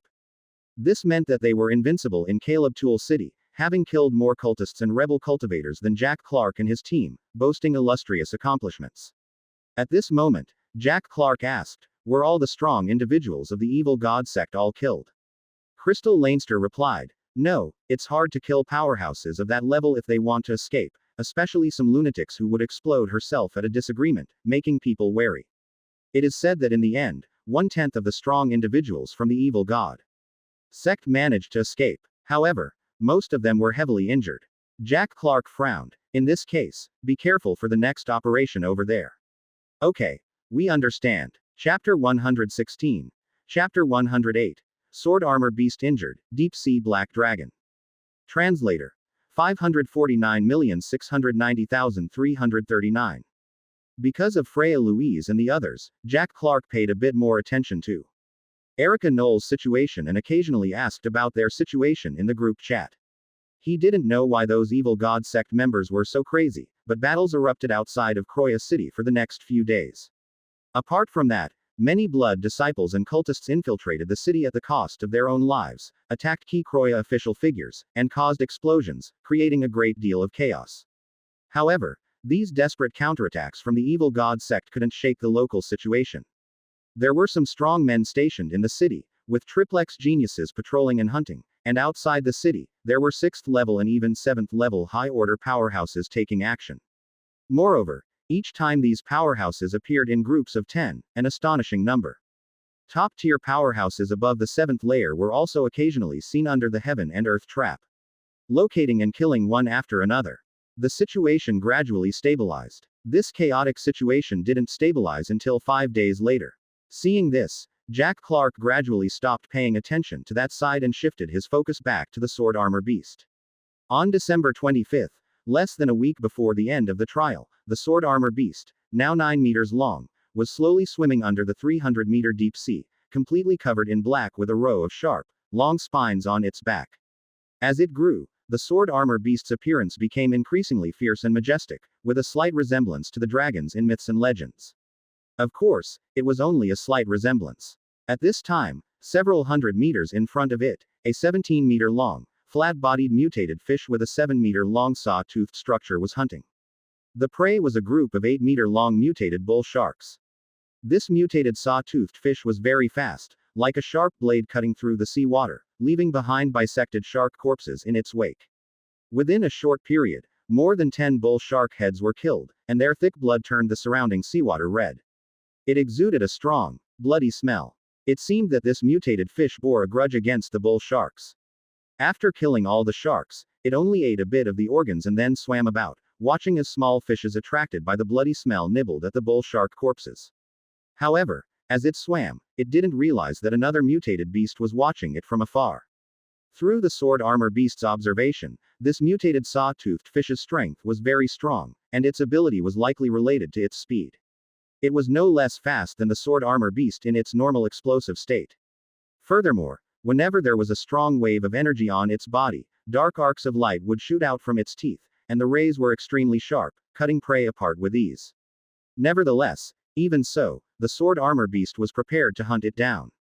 With each meal and growth, its entire body cells would divide and compress, so its density became increasingly terrifying, and its strength naturally grew increasingly fearsome. In addition to the 3 major talents of strength, defense, and speed, Jack Clark had recently discovered other abilities of the Sword Armor Beast. For example, the seemingly decorative feather horns on either side, which, after multiple evolutions, had developed a perception function. This allowed it to perceive objects far away through subtle disturbances in seawater. This was also the reason why it could hide in the depths of the dark sea and detect and observe the mutated saw-toothed fish from afar. The sword armor beast was like an excellent hunter. Its tail moved slightly, weakly stirring up water waves, and it slowly approached from directly below. Boom! An explosion occurred in the deep sea water. The sword armor beast violently shot out like a dark sharp arrow, surging upwards. Enveloped by a strong sense of crisis, the huge body of the saw-toothed fish twisted abruptly, like a noodle bending into a C shape, barely evading the sword armor beast's sudden splash. In the moment it brushed past, the sword armor beast's sharp claws slashed and tore through scales, leaving 4 wounds several meters long and 0.5 meters deep on the waist of the saw-toothed fish. Blood flowed, and the intense pain as the seawater licked its wounds infuriated the mutated saw-toothed fish. Its blood-red eyes were filled with brutality, glaring at the sword armor beast, tens of meters above it. The low-intelligence creature couldn't understand why this black thing, which was more than twice smaller than itself, dared to attack it. Regardless, it was determined to rip the black creature apart. In a frenzy, a powerful wave of energy was emitted from the saw-toothed fish's body. The seawater behind it exploded, and it accelerated instantly to pounce towards the sword armor beast above its head. The moment it closed in on the sword armor beast, several dark arcs of light shot out from its 7-meter-long saw teeth, as if sharp blades of light were tearing through the sea water. But the sword armor beast was even faster, its dark form flashing far away in an instant. It had no choice. Those dark arcs of light were too sharp, and the sword armor beast did not want to be sawed directly without knowing whether they could harm it. Whiz whiz whiz. The 2 mutated beasts charged and tore through the sea, causing towering waves at a terrifying speed, and in the blink of an eye, they reached the sea surface. Bang! Suddenly, the sea waves violently exploded, and the huge saw-toothed fish soared into the sky with a vicious, dark sword armor beast beneath it. After about 10 minutes of struggle, the sword armor beast finally found an opportunity to shoot it up from below, sending it flying more than 10 meters into the air with nowhere to leverage itself. In midair, the sword armor beast extended its double claws, grabbing the abdomen of the saw-toothed fish tightly. The 2 mutated beasts then slammed into the ocean with a loud crash, splashing water dozens of meters high. Being held by the sword armor beast, the saw-toothed fish struggled fiercely in the ocean. Despite exerting a terrible force of hundreds of tons with the waving of its head and tail, it couldn't shake off the sword armor beast beneath it. In this situation, the sword armor beast, possessing flexible limbs, held an absolute advantage. Splash! Splash! The sword armor beast clung tightly to its abdomen, its ferocious mouth biting and tearing non-stop. Under the powerful bite force and sharp teeth, the thick scales shattered with each bite. With every bite, the sword armor beast tore off several hundred kilograms of flesh and blood from the saw-toothed fish. In the blink of an eye, a huge bloody hole was bitten into the belly of the saw-toothed fish, with countless blood spurting out, mixed with some organs. Gradually, the struggle of the saw-toothed fish became weaker and weaker. A few minutes later, the huge corpse of the saw-toothed fish floated on the sea surface, sinking and floating with the waves, while the surrounding sea water was dyed red by its flowing blood. However, the sword armor beast that killed this ferocious mutated beast did not immediately eat it but turned its head to look at its left hind leg. There were several 0.5-meter long wounds there. The mutated saw-toothed fish still managed to cause damage to the sword armor beast even at the last moment of its life. The razor-sharp black saw teeth left a light injury on the beast. 3 of the attacks left a centimeter-deep scar on the back shell, and the outer layer of the weaker hind leg was cut in half. Fortunately, its defensive talent was strong enough, and the scales were solid. This incomparably sharp energy blade did not hurt the muscle underneath. Compared to the previous injury, this one was the most serious one the sword armor beast had ever incurred since its evolution. After all, back when it first entered the sea, the tail thorn of the mutated catfish only shattered a small piece of the outer bone shell. However, what shocked the sword armor beast was not the small wound but the fact that the damaged outer bone scales were healing at a visible speed. In just a few minutes, the 4 cracks had recovered to their original state. This terrifying recovery power even surprised Jack Clark. Could it be that the regeneration ability of the 6-legged salamander has become stronger after 3 evolutions? Moreover, this regeneration was not only for the flesh and blood but also had an amazing effect on its outer bone scales. Pondering, the sword armor beast dragged the corpse of the mutated saw-toothed fish and sank it, disappearing from the sea surface in the blink of an eye. Kilometers away on the sea surface, a steel battleship over 300 meters long was sailing, with various giant ship guns and missile launchers all over it. In addition to that, there was even a 20-meter-long, futuristic-looking weapon resembling a laser cannon or electromagnetic device in the middle of the ship. Bender. At this moment, several military officers were standing on the command platform, looking at the sea surface where the sword armor beast and the saw-toothed fish disappeared. One middle-aged man was astonished and asked, "Was that black unique beast a dragon just now?" Another one shook his head and laughed, "How could it be? Dragons are just a myth. Even in the mythical world, there are no real divine dragons. Of course, if you really want to count, some terrifying giant beasts with dragon-like forms in that world can be considered real dragons in some sense. Even in terms of power, they are more terrifying than the dragons in myths. The one just now should be a Jiaolong-like beast that awakened its ancestors' traits after mutation. However, its strength is impressive, as it can hunt down mutated fish of such a large size." Another middle-aged man sighed, "The sea is getting more and more dangerous, with mutated creatures lurking everywhere, and their size is enormous. If these mutated beasts could, like the unique beasts on land, maintain the ecosystem by constantly hunting down powerful unique beasts, it would be fine. But the sea is too deep and vast. Humans cannot get involved. I feel like at this rate, in less than 30 years, the ocean will be out of control." Yes, the other two also looked solemn. "Forget it. Let's not talk about this. Those higher-ups will have enough headaches dealing with this. Our mission this time is crucial, so let's keep moving." As the giant ship turned into a small black dot, a black unique beast suddenly emerged from the sea, looking at the direction the ship was leaving in astonishment. "Is this the Navy battleship of this world?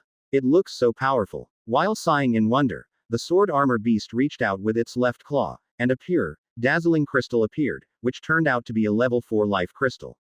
The sword armor beast didn't risk getting injured and killed the mutated saw-toothed fish just for the richly energized flesh and blood, but also for the possible existence of life crystals.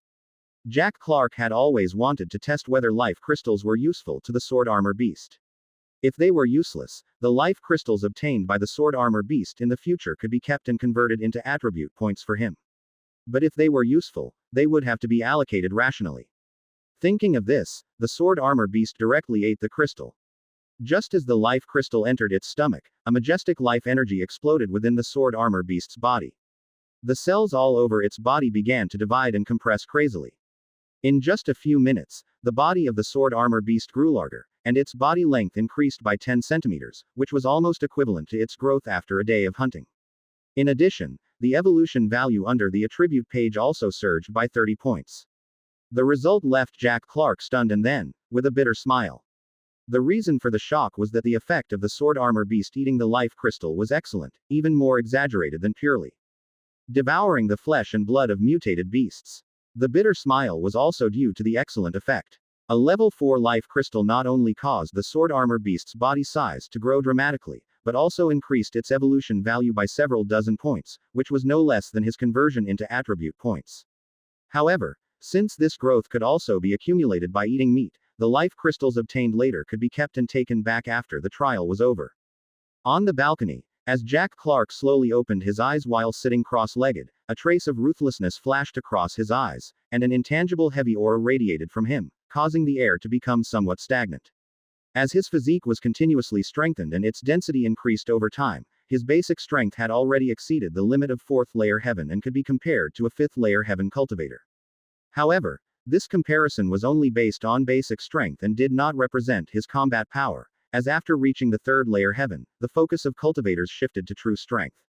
Simply put, the physical body was like a giant steel battleship, and true martial was like the power system and weapons mounted on it. A larger, more robust battleship could carry a more powerful power reactor and more, stronger weapons along with sufficient ammunition depots. Both were indispensable. As for his current combat strength, Jack, who had not taken action for more than half a month, had no idea. Thinking of this, Jack lowered his head and clenched his fists, feeling the strength that had grown a bit stronger following the growth of the sword armor beast and smiled. Chapter 117. Chapter 109. Physical talent, Freya Louise heavily injured. Translator. 549,690,339. As Jack Clark stood hands akimbo by the balcony, gazing down thoughtfully below. The door to the room opened, and a sweat-drenched Justin Wellen walked in, saying cheerfully, "Jack, you've finished your cultivation, huh? Too bad you weren't at the training field just now. Otherwise, You would have seen the dismal look on Marcus Lee's face, ha ha ha ha. Justin Wellen was delighted, he couldn't help it. He was hammered off the martial arts arena by more than a dozen strikes from Marcus Lee in the freshman ranking tournament, and he would hold this grudge for a lifetime. But now, only 2 or 3 months have passed, and both have broken through to the third layer heaven, but the situation has reversed. Earlier on the training field, the two of them were practicing against each other, and he stood still, allowing Marcus Lee to gather his strength up to the 36 hammer limits of the Chaos Heavy Hammer, but he was unable to shake the defense of the mysterious martial Thick Earth. Jack suddenly turned around and asked, "Did you beat him?" Justin Wellen's smile froze on his face in an instant. Justin Wellen was speechless. "Jack, you will offend people with your talk." Jack just smiled. Justin demonstrated his terrifying defense when he was hunting the golden-backed Berserk Ape King in the previous period. But extreme defense also reveals some weaknesses, such as the mediocrity of instant explosive movement speed, and his insufficient damage to enemies. At this point, Justin came to the balcony, suddenly looked at Jack with a puzzled gaze. "Jack, let's be honest, did you have another breakthrough in your strength?" Knowing that he has a keen sense of chi, Jack didn't hide it, and nodded vaguely saying, "Well, not bad, there's a bit of progress." Justin rolled his eyes. "Modesty, keep being modest. Do you think I don't know that your strength is now several times stronger than it was at the beginning of the month?" Because they all live in the same room, he has been sensitive to the increasingly terrifying aura emanating from Jack's body these days. He knows his strength has been greatly improving every day, although he is unaware of the specific progress. Moreover, because everyone has been making less progress due to the lack of contribution points in this period, it is a bit strange that Jack's strength is still growing rapidly compared to them. Therefore, Justin suspects that Jack might have awakened some physical talent, just like Howard Lee's innate divine strength. This situation has occurred many times in the cultivation world. Many people who only have average talent for foundation establishment start to accelerate their strength progression after they start cultivating, shining brightly. At this point, Justin changed the subject and said with relief, "Fortunately we didn't go to Erica Knowles. The class leader said in the group chat earlier that 2 geniuses died yesterday. What a pity, they broke through to the third layer heaven after cultivating for 3 or 4 months. If these geniuses do not die, they are expected to be at least 7th layer heaven powerhouses in the future. Since ancient times, gains and risks coexist. Those who kill will always be killed." Jack said indifferently, "Those geniuses went to Erica Knowles and made as many contributions as we had for the previous 2 months in just over 10 days. But high returns often come with high risks. After all, some of those in the evil god sect are also very strong, especially those blood envoys who have fused with high-level blood seeds. Every one of them has undergone mutations. More than 300 geniuses who have broken through the third layer heaven in this period, including Crystal Leinster and her 3 friends, went to support Erica Knowles. Compared to them who team up and move in groups, many of the geniuses from dozens of first-class martial arts schools are lone rangers, or teams of 2 or 3 people. Under such circumstances, it would not be bad if they met an ordinary third layer heaven believer, but if they met a fanatic or a 4th layer heaven blood envoy, even they would not fare well. This is also why Jack didn't want to go initially. There are numerous powerful practitioners there, and the risks have exceeded his estimates. The federal top level also noticed this situation, but no one cared, including the 9th heaven peak power. After all, they have already reduced all possible dangers to the lowest level, and at the same time, they have informed the risks about the Koroya trial, including this support for Erica Knowles.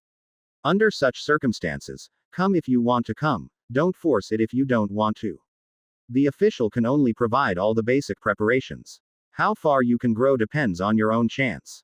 If you want more resources, go and fight, push yourself to the limit and stand at the forefront of the times. If they die in such circumstances, it just means that it was fated to be so. The world has never lacked geniuses.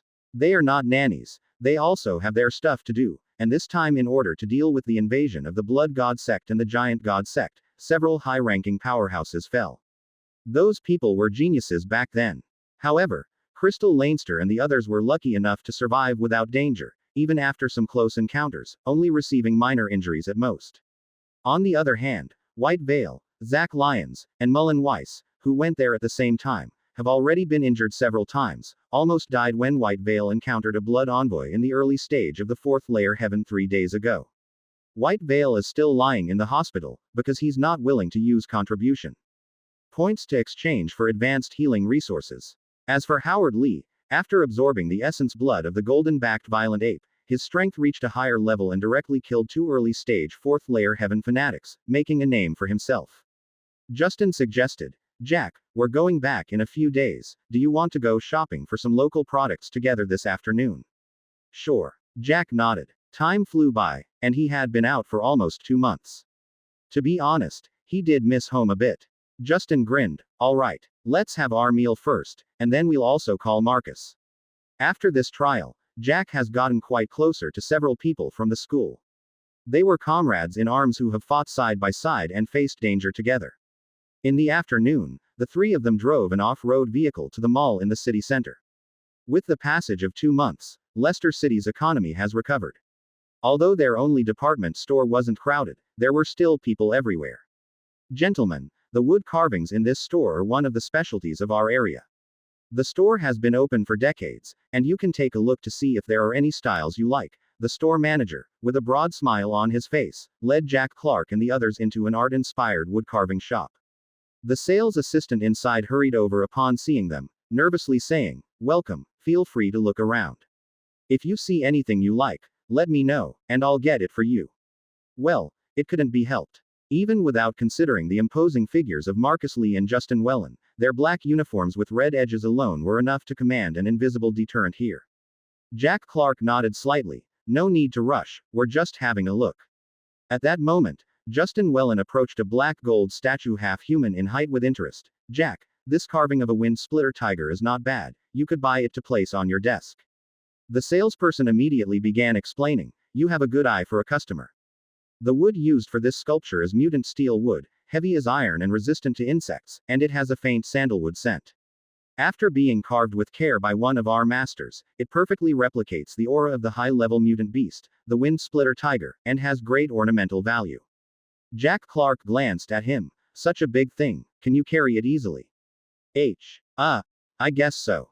Just then, Marcus Lee picked up a delicate wood carving the size of his palm that resembled a mutant dragon lizard. "One think this one is good. I'm sure my sister will love it." "You have a sister, Marcus?" Justin Wellen expressed surprise. Marcus Lee replied gruffly, "Rubbish, is it strange for me to have a sister?" "It's not really strange. It's just, are you sure your sister will like this sculpture of a mutant dragon lizard?" While the 2 of them were bantering, Jack Clark took a liking to a wood carving about 30 centimeters tall. It was a sculpture of a furious mountain giant ape standing by the hill. The person who carved it was very skilled. The ape's fur seemed as realistic as a live beast. Its expression filled with rage and violence, and it looked just like a real mutant beast. Next, led by the manager, the men visited other shops. For Doris Raven, Jack Clark bought a golden necklace with dazzling gemstones. After the onset of the Transcendent Era, the prices of gold and gemstones have been decreasing year by year. Now, they can barely maintain the status of ordinary luxury goods. There were also a few other goods. After buying some local specialties, Jack Clark and his friends returned to cultivating, waiting for the trials to end. However, at 11 in the evening, as Jack Clark was relentlessly slaughtering the mutated beasts under the sea, he and Justin Wellen's mobile phones vibrated. Someone was at-ing them. "Who is looking for me at this hour?" With a puzzled look on his face, Justin picked up his mobile phone. Suddenly, his face changed, and he sat up. "Jack, something's gone wrong. Freya Louise is badly hurt." "What?" Jack Clark on the bed, who had his eyes closed, suddenly opened them and sat up. As he turned his head towards Justin Wellen, a terrifying murderous intent flashed in his eyes which were still immersed in the sword armor beast state, startling him. "Jack Clark, don't scare me. They're only injured, not dead." Jack Clark took a deep breath, his eyes blinked slightly. When they opened again, they had returned to normal. His brows crinkled. "Did they say exactly what happened?" "No, Mandy just added us in the group chat, saying that everyone had been injured and was in the hospital. She didn't say anything else after that." Jack Clark said in a deep voice, "I'll give her a call and ask." Normally they wouldn't contact each other by phone, unsure whether the other party was on an outbound mission or cultivating. If they needed to communicate, they would just do it in the group chat. Jack Clark scrolled through the list of team contact numbers he had saved, found Mandy's number, and immediately dialed. The call was answered after 2 rings. "Mandy, what's the situation over there?" Mandy on the other end of the line chuckled bitterly. The target was us this time. A high-ranking blood envoy in the mid-stage of 4th layer heaven who excels in stealth and assassinations. The reason we were targeted was because we killed his brother, the blood envoy that was assassinated by Freya on our first day in Koroya. Jack Clark paused, had not expected this. Pausing, Jack Clark spoke in a grave voice. What is the current condition of Freya and the others? Is there any danger to their lives? My sister and Matt Watkins weren't severely injured. After using mysterious jade pulp, they have largely recovered. However, Freya got injured rather badly, her heart got impacted. Although the mysterious jade pulp has fixed most of the external injuries, the shaking of her heart has resulted in chi blood deficiency, so she needs to rest in the hospital for a while. You don't need to worry about safety. This is the core area of the Federation. As long as the blood envoy dares to approach within a kilometer, he will be detected. Jack Clark's brows slightly creased. Koroya has many high-level, and even high-ranking powerhouses. How did the culprit manage to run away after attacking you in the city? Mandy replied with a bitter smile. I don't know what happened, but a large number of strong people were transferred away from Kelter yesterday. Currently, only 10 teachers are stationed. However, after learning that there is still one 4th layer Heaven's Blood envoy, Howard Lee and the others are conducting a city-wide search. The situation now is not clear. Jack Clark then asked about some details, and only after getting all the answers did he hang up the phone, falling silent. In actuality, he had entered the Heart's Eye realm, letting his mind wander. Jack focused on sensing his intuition when he thought about going to Koroya. Perhaps it was because the situation there had already almost concluded, so this time, the intuition in his mind did not react. Jack Clark opened his eyes, speaking deeply. Old Justin, let's head to Koroya. Justin's eyes lit up. I knew you would want to go, Jack. The guy who dare injured the squad leader and Freya Louise is done. After knowing that they weren't in any life-threatening situation, Justin Wellen also grew more relaxed. Jack Clark glanced at him, spoke lightly. We're all classmates and we get along well. Naturally, we should go and see them since they are now injured. I understand. Justin Wellen grinned. I understand. Understand your head. Get up and pack your bags ASAP. After packing, I will go find Professor Zhao. You go and borrow a modified off-road vehicle from the base next door. Chapter 118. Chapter No. Descending upon Erica Knowles, found you. Translator. 549,690,339. It was 11:30 at night. Seeing Jack Clark suddenly come to him, Emmett Wesley suggested, we don't have any transport planes in Leicester now, so if you want to go to Erica Knowles, you'll have to drive yourselves. However, the road conditions in Koroya are a bit tricky, so you'd better be prepared. Jack Clark nodded. Yeah, we know, and we've already rented a modified off-road vehicle from the base. We just need you to report it for us, sir. As the trial recruits of the Special Forces, Jack and his team needed approval to leave Leicester, otherwise their sudden disappearance would cause some trouble. So they sought out Emmett Wesley late at night, saying a close classmate was injured and they needed to go see him. Emmett Wesley smiled slightly. Since you've already made preparations, be careful on the road. After talking with Emmett Wesley, Jack Clark and Justin Wellen, who had rented the car, went back to their room, put on their battle armor, picked up their weapons, and left with their luggage in tow. Despite the fact that most of Koroya was now relatively stable, the two were still fully armed for safety. However, as the two of them rode the elevator out of the hotel, they saw Marcus Lee, also fully armed, carrying a heavy hammer and grinning while waiting for them in front of the modified off-road vehicle. Jack, Mr. Willard, it's so unfair of you guys not to tell me you were going to Erica Knowles. Justin Wellen was speechless. We're going to kill someone, not play. Do you think you can handle a 4th layer heaven mid-stage blood envoy sneak attack? Marcus Lee turned serious. No, it's because of what happened to Crystal Leinster and the others.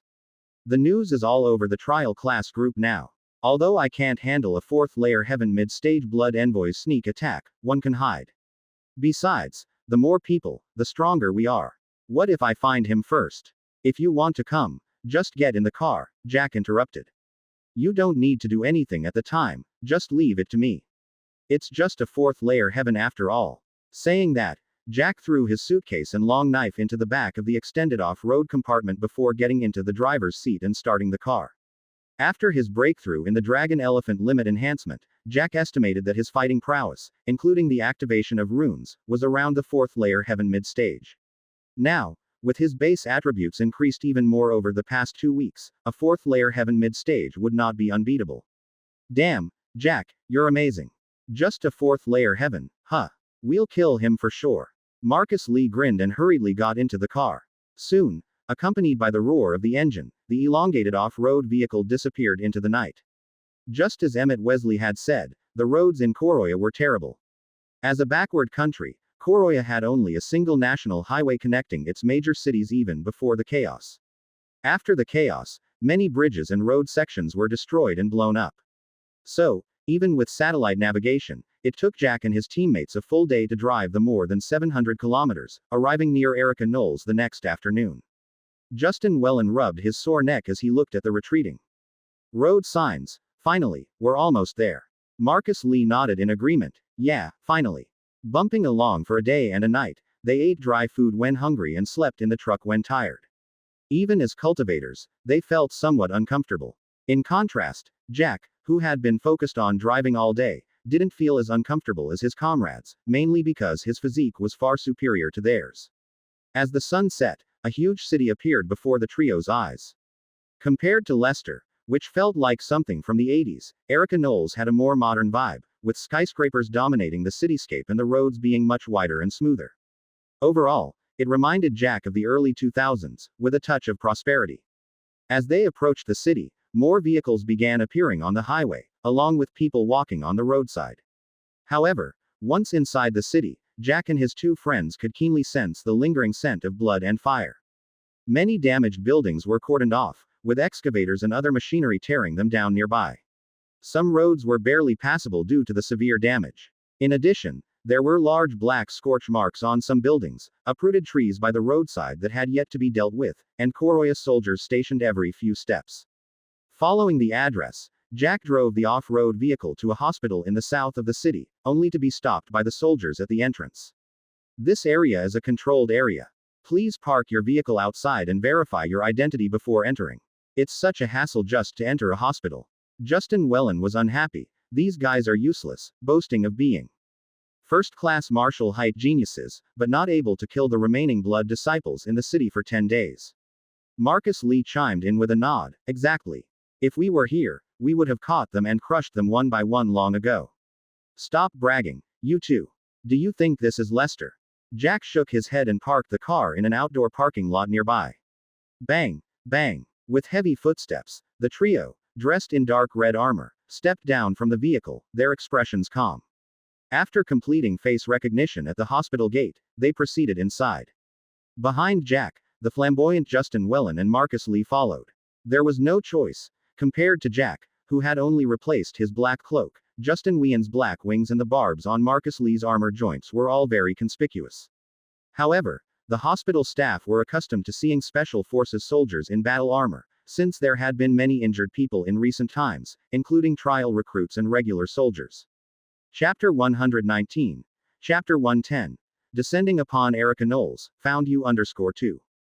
Translator. 549,690,339.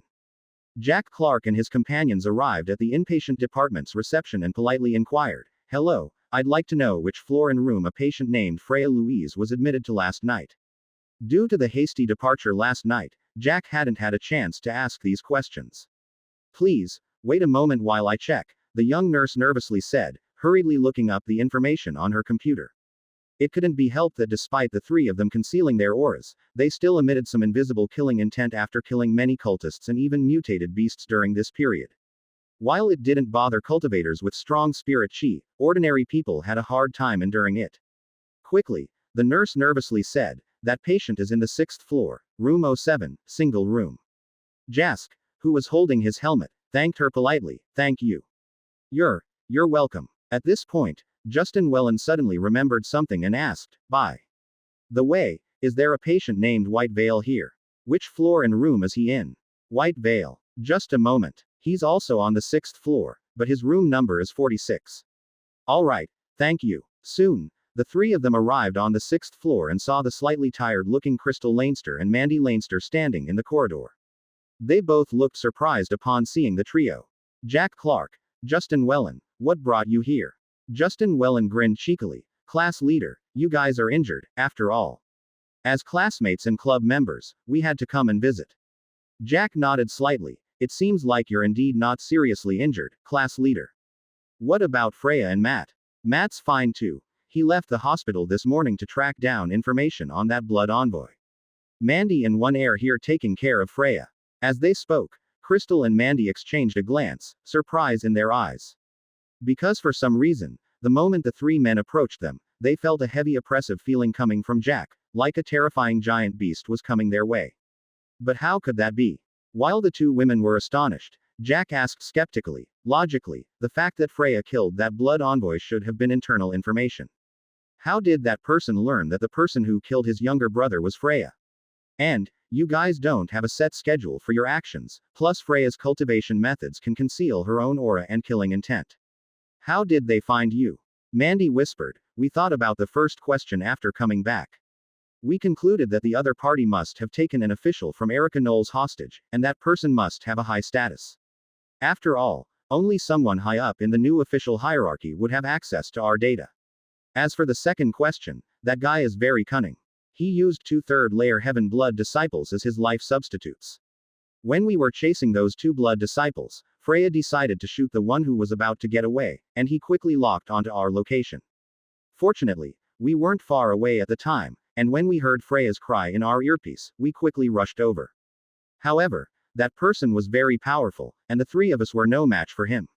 At that moment, if it weren't for the injured Freya using a secret treasure from her aunt to repel that person, and the teacher in charge arriving in the distance after receiving the distress call, the consequences would have been unthinkable. He's that cunning and sly. Jack's eyes narrowed slightly. At this point, Justin Wellen gave Marcus Lee a look. Jack, you go check on Freya. We'll go see how White Veil is doing. We're all good friends, after all. Marcus Lee immediately agreed, grinning, that's right. We'll see how White Veil is doing. That guy used to show off all the time after he arrived at Erica Knowles. He must be miserable this time. Jack just shook his head in disbelief at their schadenfreude.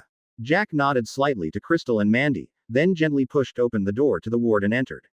He saw the girl lying quietly on the hospital bed, her hair strewn around her face pale and her exquisite, pretty face looking somewhat transparent in the sunlight coming from the window.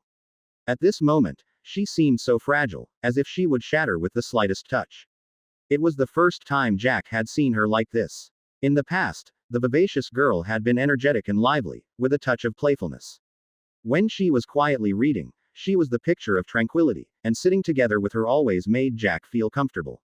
But now, perhaps sensing someone by her bedside, Freya's eyelids fluttered as her eyes slowly opened, revealing both surprise and happiness on her weak face. Jack, what are you doing here? The moment she saw Jack, the girl's eyes seemed to brighten slightly. Jack smiled gently. I heard you were injured, so I drove over from Leicester. Jamie is here too. A gentle expression appeared in the girl's eyes as she softly said, I'm fine. It's just that my heart vessels were shaken, and my chi blood is a bit weak. One should recover after resting for a few days. Jack nodded. All right, you just focus on resting. I'll take care of that guy. Although the saying goes, killers will be killed, this time it involved his good friend, and Jack wouldn't let it go so easily since he wasn't a saint. You and class leader need to be careful. Freya warned. That person is good at hiding and might be even more powerful than he's shown, as he could block my thistle blood ring that my aunt gave me. She thought that Jack meant to join Crystal and the others in hunting the blood envoy. Jack didn't explain, but nodded slightly. Don't worry, I won't be careless. Jack then curiously asked, what is that thistle blood ring that could repel a 4th layer heaven mid-stage expert? Chapter 120. Chapter 110. Arriving at Caria, found you _3. Translator. 549,690,339. It seemed like the girl knew he would be curious. Her eyes narrowed into crescent moons, revealing a smile as she explained, it's a one-time use secret treasure made from high-level mutant beast materials. I usually wear it on my wrist, and once it detects a life-threatening danger, it will activate and burst out with great power to repel the enemy. However, this is a one-time consumable, and it's very precious. My aunt only gave me one before I came here. And when one go back, my aunt will definitely scold me. After saying this, the girl playfully stuck out her tongue. As for this, Jack Clark could only say that he was genuinely envious. This was the difference between ordinary people and cultivation families. Compared to those who had come with high-level resources and defensive secret treasures like her, Jack was far behind. Being penniless, he had to strive hard to acquire everything on his own. Afterward, Jack spent some time talking with Freya Louise about their trip to Caleb Tool City. Throughout the conversation, the girl's face was always filled with a smile. It was only when Freya started to look tired that Jack let her rest properly and left the ward by pushing the door open. Jack looked at Crystal Leinster and said gently, "Class leader, I'll go with Mr. Willard to sort out our accommodation and other issues. Please take care of them here." Crystal nodded. "All right, you guys go ahead and report first. We'll figure out how to catch that guy together tomorrow." "All right, no problem." Jack nodded. Next, Jack went to the White Veil ward at the end of the corridor. Entering, he saw Justin Wellen and the nearly healed White Veil chatting away. Jack walked in with a slight smile. "How are you feeling?" "Recovering well, right. Hee. Just a small injury." White Veil laughed. "Tisk, Jack, don't listen to his boast. This guy had several ribs broken before, but luckily he didn't injure his organs." "That's serious." Jack paused for a moment. However, he didn't ask why White Veil didn't exchange for high-level recovery resources. Not everyone was like Justin Wellen or Crystal Leinster. For someone from an ordinary family like White Veil, contribution points were to be saved as much as possible. White Veil didn't care and said, "It's no problem. I've almost recovered now. Minor issue. As long as you've recovered." After spending some time in White Veil's ward, Jack said, "All right, White Veil, we won't disturb you any longer. We'll come back tomorrow to see you." "Sure." White Veil smiled and nodded, evidently happy that Jack and the others had come to see him. After greeting the Leinster sisters in the corridor, the three left the hospital. However, when they arrived at the parking lot, Jack didn't start the car.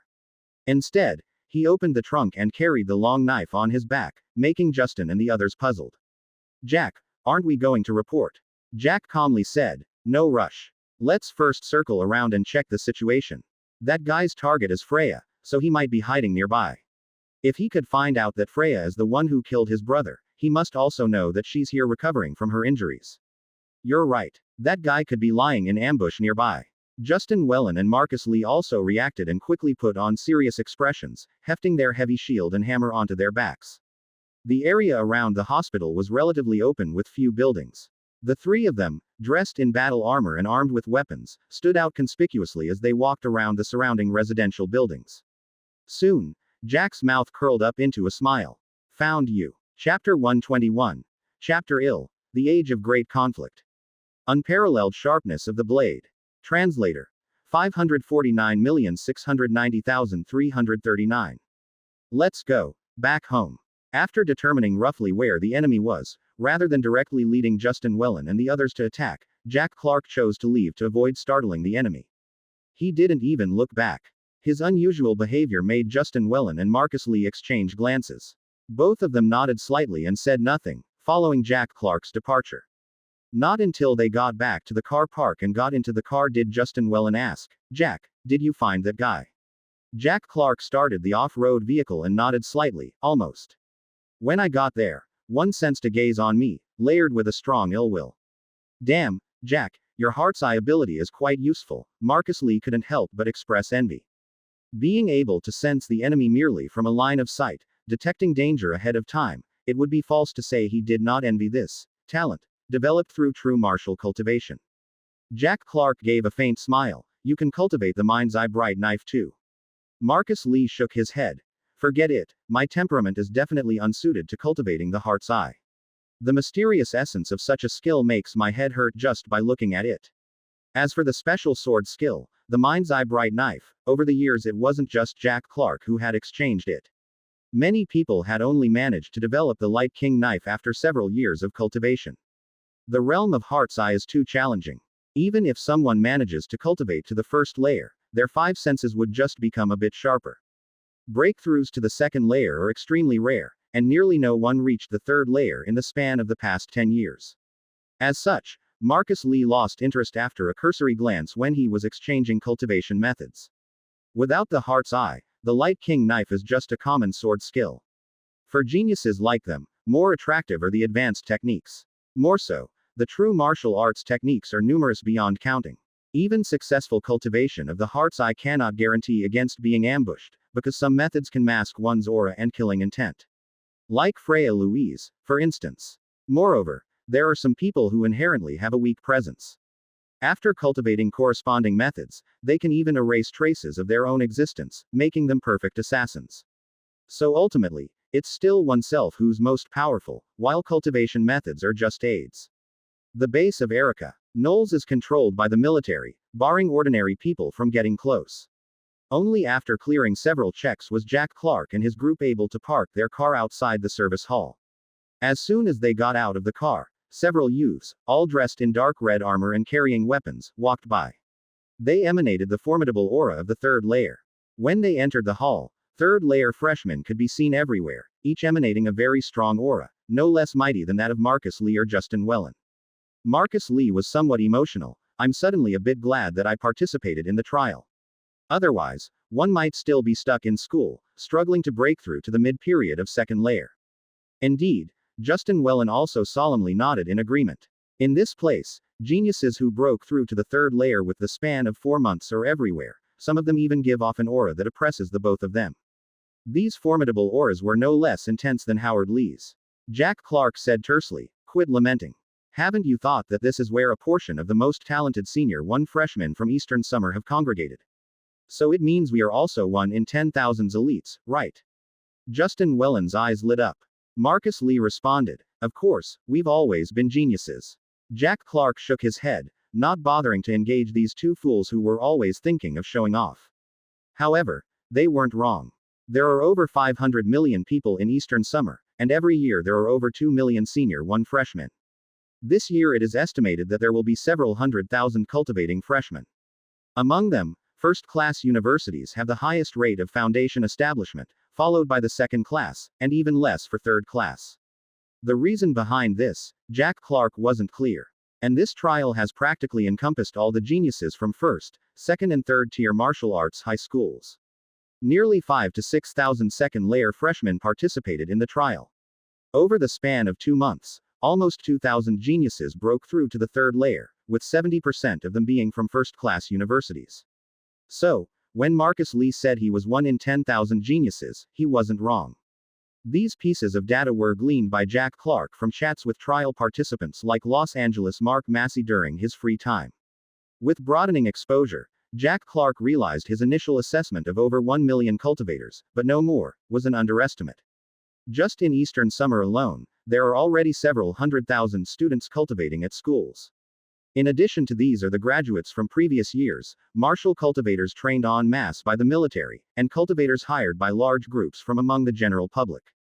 Even if the cultivation environment was extremely harsh 10 years ago, no foundation achievements method was available, and not even 1 in 10s of students could cultivate. The accumulated number over time is still quite terrifying. After all, in the 50 years of the new era, he had never heard of any advanced cultivators growing old and dying.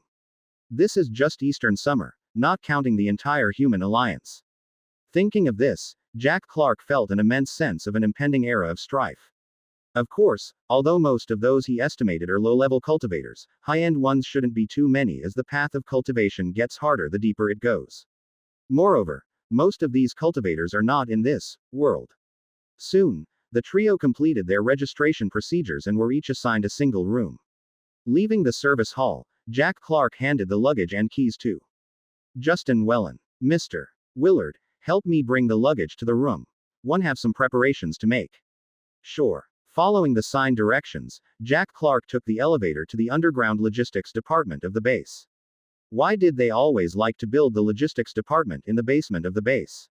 While muttering his complaints, Jack Clark stepped out of the elevator and saw the busy staff. About a dozen new students in armor were lining up.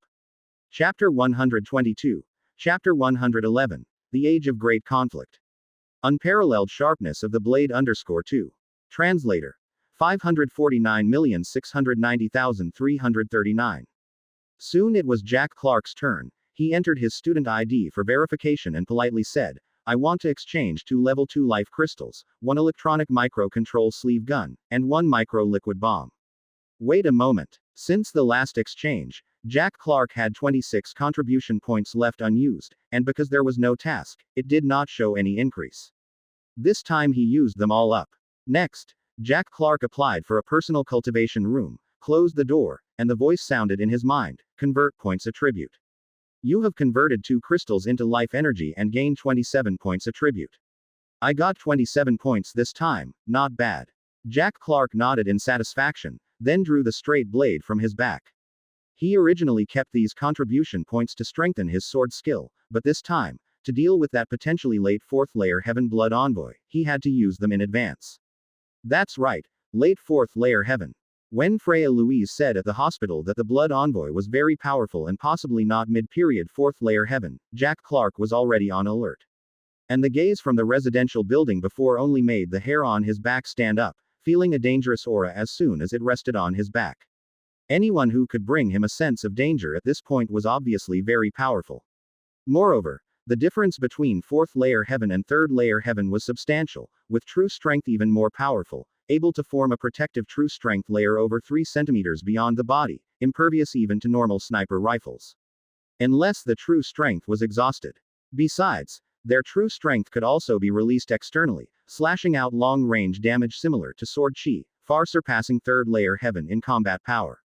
Thus, even Jack Clark did not dare to be careless. What if his basic strength was stronger? If he couldn't break through the other's protective true strength, everything would be futile. Jack conjured the realm of thought in his mind. Spend 10 points attribute, strengthen the combat knife. If true strength wasn't enough, he could compensate with reinforcement. This was his preparation. However, unlike strengthening the battle armor, when Jack Clark issued the command, a row of transparent text appeared before his eyes. Please choose weapon strengthening direction, currently can choose solidity, sharpness. Jack Clark was slightly stunned. He didn't expect that there would be a distinction between solidity and sharpness and looked at the 20 or so free attributes on the attribute page. Solidity, sharpness, strengthen 10 points each. Buzz. As Jack Clark's voice fell, an invisible power enveloped the straight blade. Instantly, he felt a heaviness in his hand, probably some several kilograms heavier. The combat knife now looked somewhat heavier, the color deep and dark, a faint white cover flowing around the snowy blade, emanating a sharp breath. At the same time, only he could see the transparent text floating on the blade, just like when he first strengthened his battle armor. A combat knife forged from ordinary alloy. Currently solidity +10, sharpness +10, ordinary transcendent weapon, possesses a solid blade and sharp edge, the blade having a weak demon breaking effect. Note: due to material limits, the attributes of solidity and sharpness can only be strengthened to a maximum of 10. To improve the basic quality, one can incorporate transcendent materials in the future. It actually has a weak demon breaking effect. Jack Clark was somewhat surprised, and then he swung his hand holding the long knife slightly. Pop. The air suddenly made a sound like tearing fabric. It goes without saying how sharp the reinforced combat knife was, while the blade gave one a strong and unyielding heavy feeling. As Jack Clark's physical body became increasingly stronger, this alloy long knife, which had been handy for use in the 1st layer Heaven, was now somewhat lagging behind. After every intense battle, the blade would either be nicked or even deformed, requiring repair or even replacement, and he was even afraid that too much strength would shatter the blade. Now that these issues have temporarily been resolved after strengthening, Jack Clark is quite satisfied with the results in every aspect, feeling like it was a good deal. After enhancing his weapon, Jack also tied the electronic micro-control sleeve gun on his left arm. Although it is called a gun, it is more like a dart shooter. The firing end is tied to the lower arm, while the back end is connected to the mechanism on his upper arm. It includes 20 meters of special steel wire. When fired, the small harpoons have the horrifying kinetic energy that is capable of piercing through 10 centimeters of cement. Once it goes through a cement wall, the hooks within the head of the harpoon spring out to prevent dislodgement. The special steel wire connected to it has a load capacity of 500 kilos, sufficient for a cultivator like Jack Clark to use when there are no leverage points in midair. To retract it, simply press the control switch, the chip within the harpoon's hook will spring back, and the micromotor on the upper arm can retract the steel wire within 2 seconds. As for the micro-liquid bomb, its core material comes from a mutated beast. The liquid has high explosiveness properties, even a fragment as small as a fingernail has an explosive power comparable to high explosive grenades. This is the benefit of having official support. They provide all kinds of items and equipment, comprehensively overpowering evil god sect cultists of the same level. However, these excellent items are a bit expensive, like the sleeve gun and micro-liquid bomb that Jack exchanged this time. Each one costs 1 contribution point. At 8 p.m., the three of them drove to the vicinity of the hospital after dinner, finally parking at the corner of an 18-story building. In the heavy footsteps, Jack Clark and Justin Wellen got out of the car. Jack reminded them, "Our enemy this time is a 4th layer Heaven Blood envoy, so be careful. I will go up and force him out. You guys are responsible for preventing him from escaping.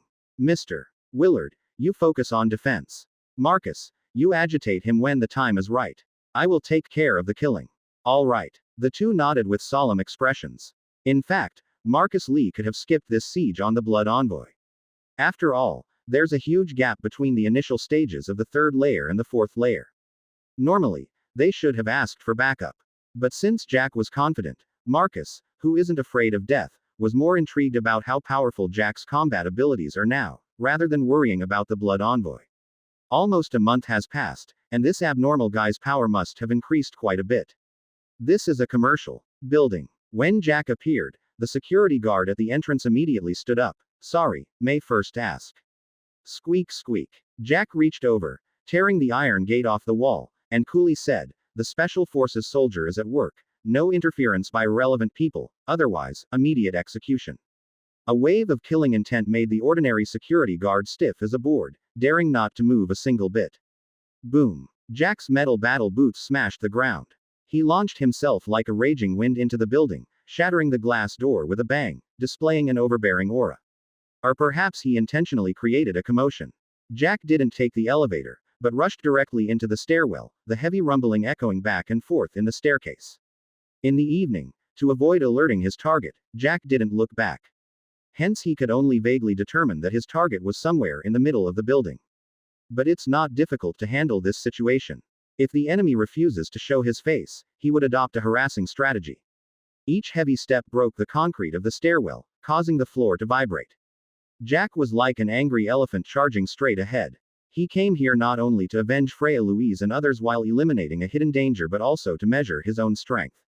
In recent times, his power has been improving by leaps and bounds. Plus, his desire to vent his destructive urges by massacring as the sword armor beast has been increasingly rearing its head. Chapter 123.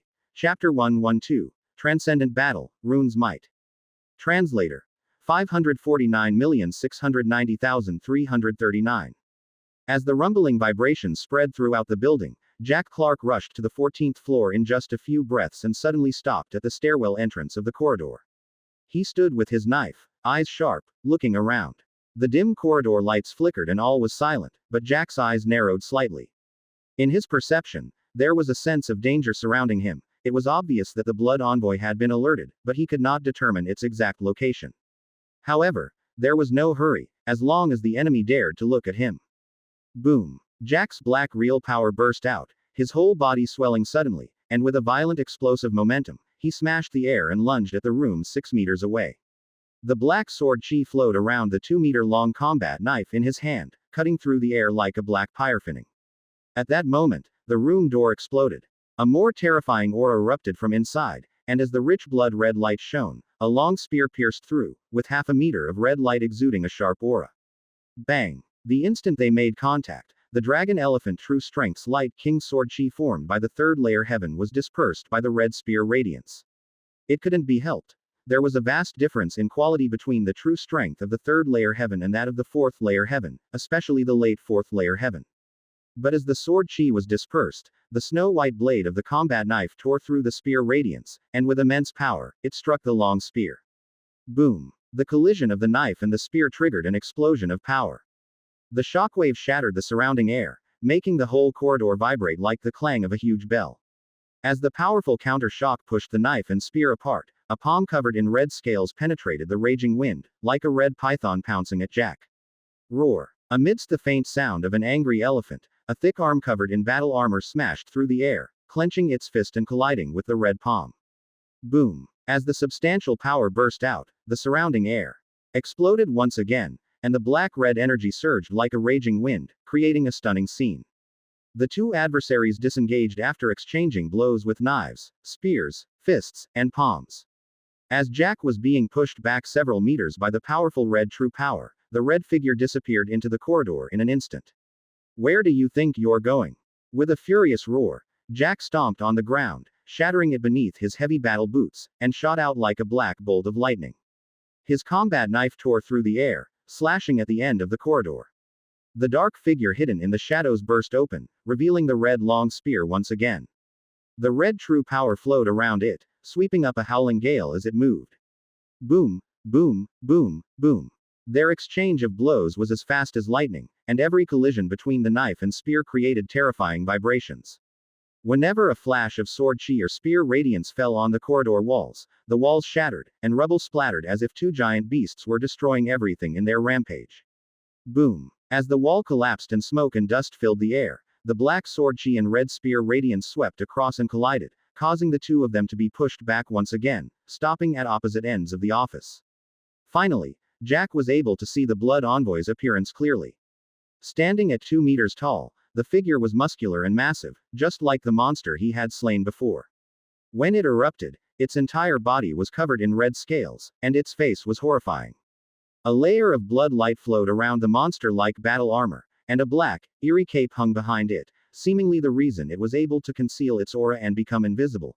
Compared to the monstrous Blood Envoy, Jack Clark, who was dressed in black red armor and holding a knife, seemed far more normal, but the aura around him seemed even more terrifying and fierce.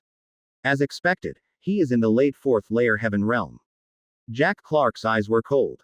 Although the opponent concealed his aura, based on the strength he displayed during their brief earlier exchange, Jack Clark could confirm that the Blood Envoy's realm was definitely in the late 4th layer heaven.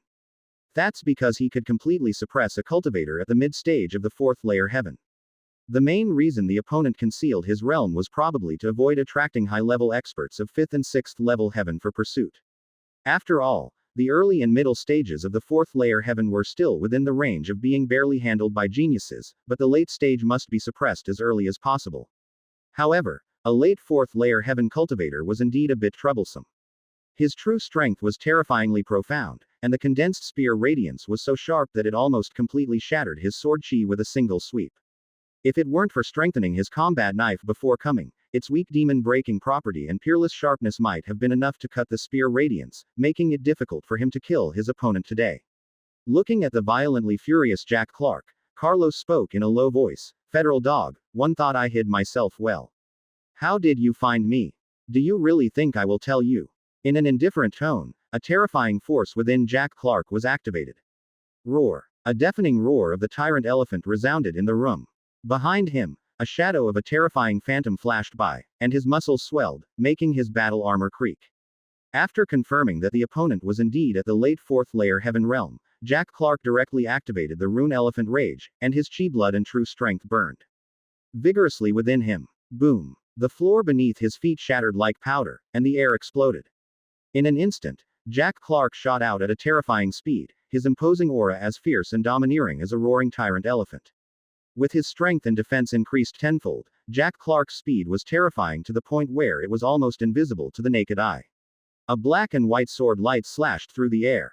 Carlos' face changed at this strike, and his late 4th layer heaven true strength completely erupted, flooding the room in red blood light. Boom. The condensed black sword chi clashed with the red true strength and collapsed immediately. However, the exposed sharp white blade underneath tore through the spear radiance and slashed onto the spear's body.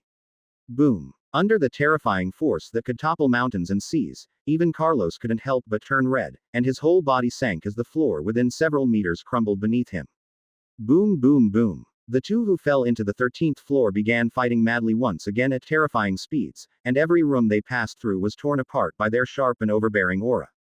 However, unlike before when Jack Clark was slightly at a disadvantage, this time, it was Carlos who was being suppressed by the even more fearsome power of Jack Clark when the rune burned. With every movement, the elephant's rage echoed faintly, its might terrifying and frightening.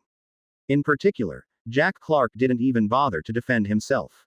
He allowed Carlos to strike him with his spear and spear radiance while his sharp blade tore through everything and aimed for Carlos' weak points. In this situation, Carlos was even more restricted and hesitated to directly confront the terrifying blade.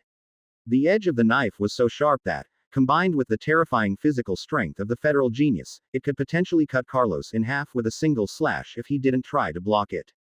However, if he tried to block the strike with his blood-drenching soul-stealing spear, the dreadful power unleashed by Jack Clark with every slash still shook his arms to the point of trembling. Boom.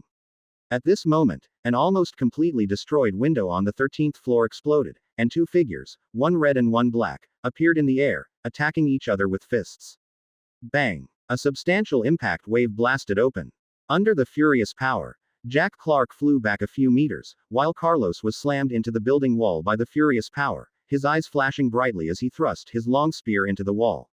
Immediately, the long spear drew a large shower of sparks, and Carlos' face showed a cold expression as he slid down. Falling from a height of about 40 meters on the 13th floor would be uncomfortable even for him, and this time, the Federation genius who had an astonishing strength at the third layer heaven would be injured if not killed. At that time, suddenly, in midair, Jack Clark waved his left hand, and a finger-sized mini spear shot out with a whoosh, viciously piercing through the wall, and the steel wire suddenly tightened. Bang! Jack Clark's left hand, like a knife, was covered in battle armor as his fingers penetrated the cement, directly clawing out 5 deep scratches on the wall as he fell downward. Countless fragments and dust fell along the way. As for the spear on the wall, it was automatically retrieved the moment Jack Clark leaned against the wall. However, due to the delay, Carlos landed before Jack Clark, hitting a sedan parked by the roadside with a bang, and then his inner power burst out, transforming into a blood light and shooting out. He wanted to retreat. Carlos knew very well that this was a Federation-controlled area, and once he got entangled, senior strong men would soon come to his aid. In that case, he would suffer even if he wasn't killed, but he saw a figure rushing out from the roadside, and it was Justin Wellen, who was carrying a heavy shield. The thick yellow true power erupted from him, like a mountain range blocking Carlos' path.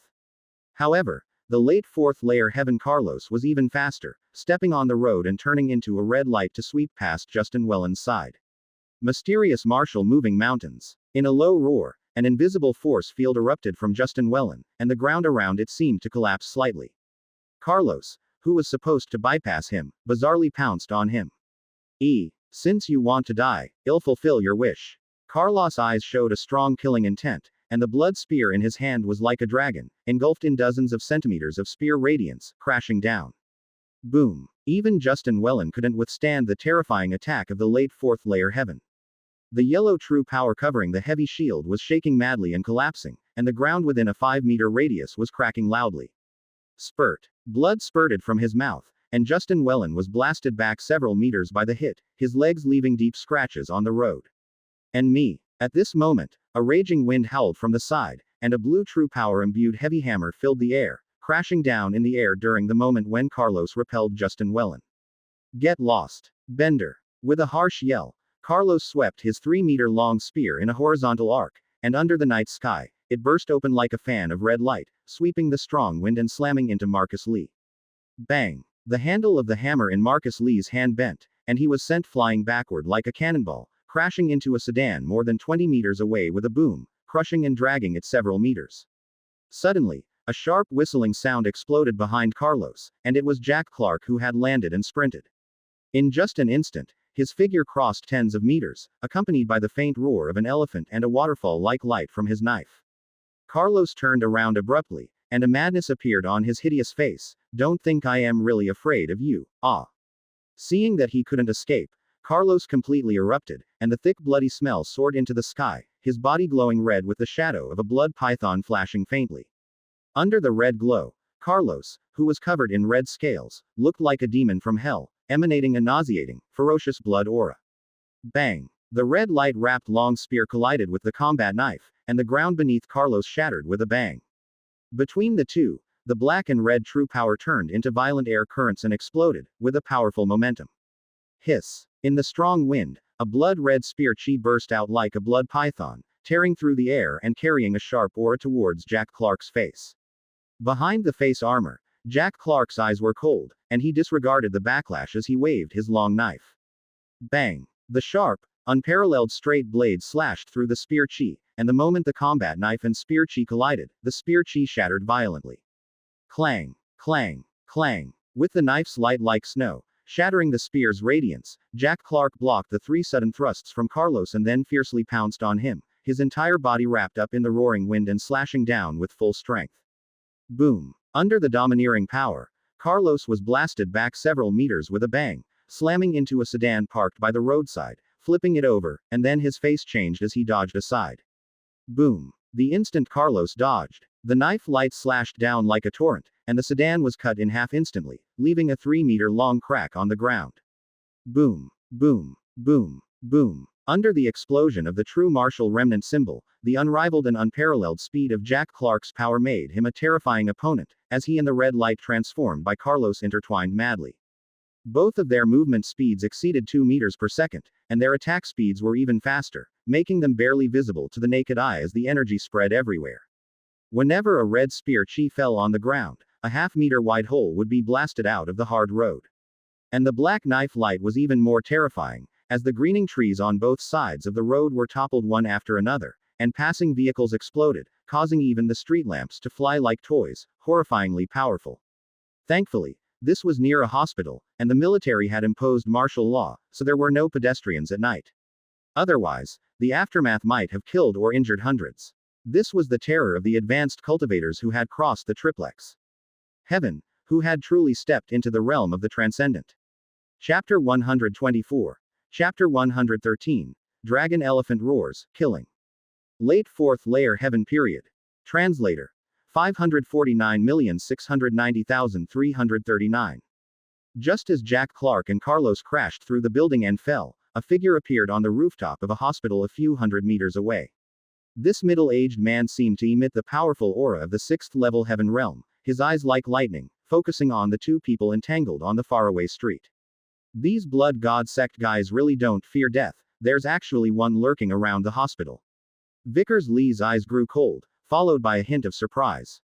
That's because he found that the freshman in battle armor, whose realm was only in the 3rd layer heaven middle phase, was holding his own against a blood envoy in the late 4th layer heaven. Which school does this freshman come from? His combat power is so exaggerated, already on par with Lan Clark from my school. He has actually condensed the true martial divine rhyme at this realm, what a monster.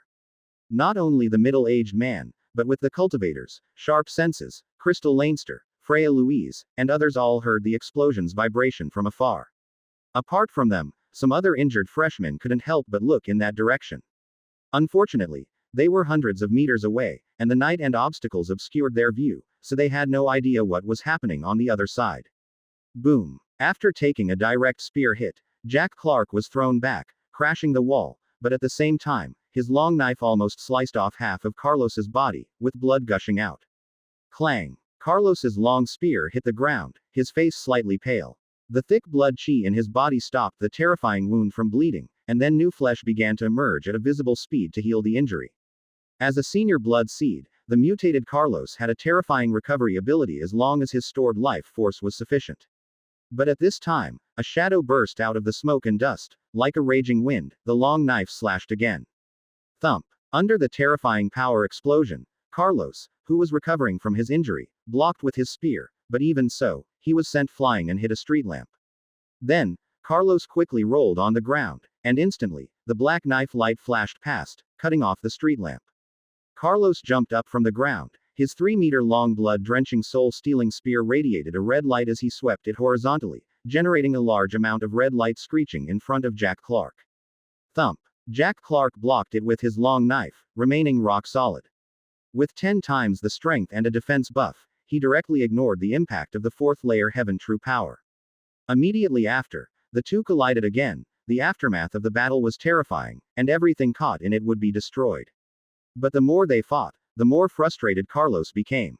That's because his true power consumption increased rapidly during the fierce battle, but the federal geniuses aura on the other side became even more violent and vigorous, like a blazing flame. The activated elephant's fury rune would burn chi blood and true power. Under normal conditions, this kind of consumption would be extremely terrifying and couldn't last long. But the problem was Jack Clark's physique was too strong. Although he was in the 3rd layer heaven true martial realm, his physique was comparable to a 5th layer heaven cultivator, thus allowing him to maintain his burst for a long time. Even if his true power was exhausted, he had his vigorous blood chi to support him. Clang. Each strike of the knife and spear at their near subsonic speed generated massive sparks with an explosion of chi. In the continuous battle, cracks and holes appeared on Carlos's alloy long spear, and even the spear tip was chopped off by the sharp long knife at some point. You can't kill me. Carlos's face showed madness as he faced the incoming knife without dodging.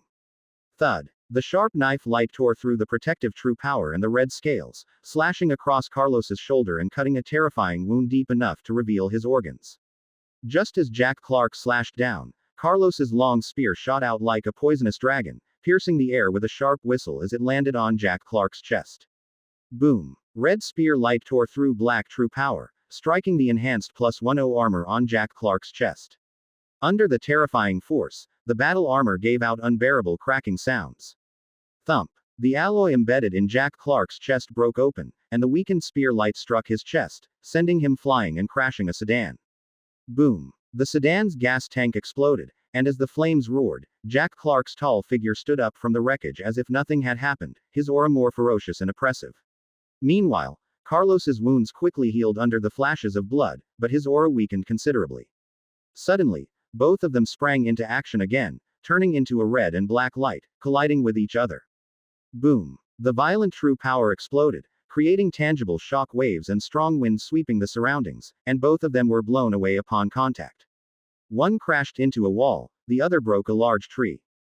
Thump. Bricks exploded. Jack Clark stood up from the collapsed wall, the black true power circulation dispersing the smoke and dust, revealing his shattered shoulder armor. After being hit hard by a late 4th layer heaven true power combined with the sharp spear radiance, even the strengthening +10 battle armor couldn't fully withstand it. However, with the battle armor's defense and the defensive boost of the elephant's fury rune, Jack Clark only suffered some chi blood shaking in the injury exchange. On the other side, Carlos lifted the tree off his body and climbed up. A hole pierced his abdomen, with flesh rapidly growing around it to heal the wound.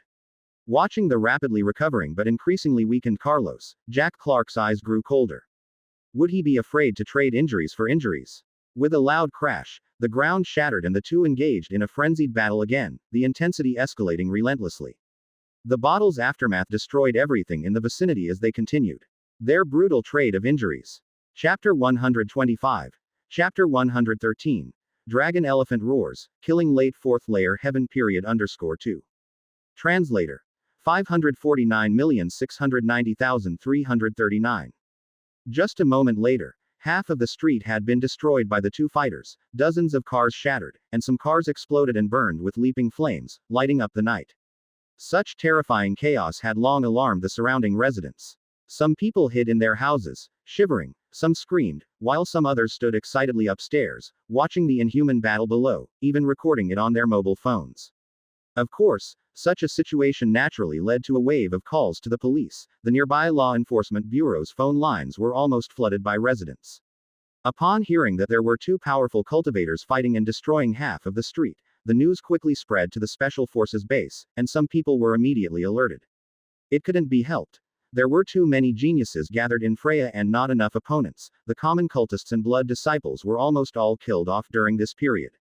At the other end of the street, the injured Justin Wellen and the weakened Marcus Lee stood together, staring dumbfoundedly at the distant battle. Marcus Lee swallowed his saliva. Damn, why do one feel like we're not on the same level? We're supposed to be the geniuses, right? Justin Wellen shook his head. If a genius is someone who reaches foundation establishment in just 1 week, then there are too many geniuses in this world. My brother once said, the school system is outdated, and real geniuses can't be distinguished by the time it takes them to reach foundation establishment, like him in those days. Justin Wellen chuckled. Who would have thought that a freshman who took 50 minutes to practice body casting skill in the first foundation establishment class would suddenly soar to the top? Reaching 3rd layer heaven in 4 months, and even fighting against a 4th layer heaven blood envoy with 3rd layer heaven middle phase cultivation, and that faint roar of elephant's fury every time he makes a move. Sure enough, I have a good eye. One felt that Jack was extraordinary from the first day of school and became friends with him. At this point, Justin Wellen looked smug. At this time, exerting their full strength, they could sense that Jack Clark's true martial realm was the 3rd layer heaven middle phase, but his combat power was somewhat inhuman. Marcus Lee couldn't stand his smug look and exposed the truth. Didn't you say that you became friends with Jack Clark because he's too handsome? Did I say that? Justin Wellen looked blank. Marcus Lee nodded seriously. Yes, you did. Do you think you can pass it off as cute, like a pretty girl? Marcus Lee snorted and didn't miss any opportunity to strike at Justin Wellen. Just then, Jack and Carlos smashed into the wall of a warehouse, and their swords and spears shredded and threw piles of neatly stacked cardboard boxes into the air. Whoosh! Amidst the flying debris of cardboard boxes, a spark suddenly ignited. The injuries on Carlos by now were getting heavier, with wounds all over his body, several so deep that the bones were visible, and they weren't healing anymore. With his true strength and vitality rapidly depleting, his inhuman regenerative ability was lost. Jack, who had slaughtered a defective blood disciple before, was well aware of this, so he was not afraid to trade injuries with Carlos. But by now, Jack was also in bad shape, his once sleek battle armor now marred with dents and holes, many pieces of alloy torn away, revealing the special steel wires beneath. This was the might of a senior blood envoy. Carlos's physical strength had surpassed the fourth layer heaven's limit, with an estimated basic strength of 5,000 kilograms, as well as the augmented power and astonishing speed from his blood-colored true strength after transformation. At the same time, his defense was not weak, either, with powerful protective true strength and steel-hard scales on his body, and corrosive blood-colored true strength that Jack's strengthened battle armor struggled to withstand. This was the horror of advanced cultivators with transcendent true strength. Allah, Carlos, slowly being suppressed, suddenly let out a furious, crazed roar, his face distorted, and intense unwillingness shone in his blood-red eyes. He couldn't accept being suppressed to this extent by a third-layer heaven cultivator. Even if one fall into hell, one will kill you today. In a fierce roar, Carlos's energy surged once more, and a layer of crimson blood seeped through his skin, making him look like a demon. Roar. Jack Clark suddenly let out a long howl, his voice thick and permeated with the angry roar of the tyrant elephant. The violent sound waves at close range caused Carlos to pause involuntarily. In an instant, the glow of his sword swarmed, the combat knife tearing through the blood-colored true strength and slashing down on Carlos's shoulder. At the same time, the black sword chi suppressed within the blade burst out with a bang. Light King slash. Bang. Countless sharp, tiny fragments exploded within the flesh and blood, directly tearing apart half of Carlos's muscles. Blood spurted out, and he screamed in agony. In extreme pain, Carlos became even more frenzied, and his spear without a head shot out in an instant. Jack slightly dodged, and it hit his chest armor on the other side. Boom. Jack flew out and hit a load-bearing pillar, causing it to collapse in smoke and dust. But immediately after, he shrugged off the debris and bricks covering his body with a blast. Boom, boom, boom. Carlos, who had been severely injured, continued to grow weaker, while the warehouse fire intensified, gradually engulfing the entire building. Squeak, squeak, squeak. Over 10 modified off-road vehicles sped at 100 kilometers per hour before suddenly pulling up in front of the building. The brakes screeched as the vehicles turned a corner, and the doors opened with a bang. A dozen figures wearing battle armor excitedly jumped out. Among them was Zach Lyons, who was surprised to see Justin Wellen looking somewhat weak. "Why are you two here?" Justin Wellen rolled his eyes. "Nonsense. Our class leader and classmates were all beaten up. How could we not come to take revenge?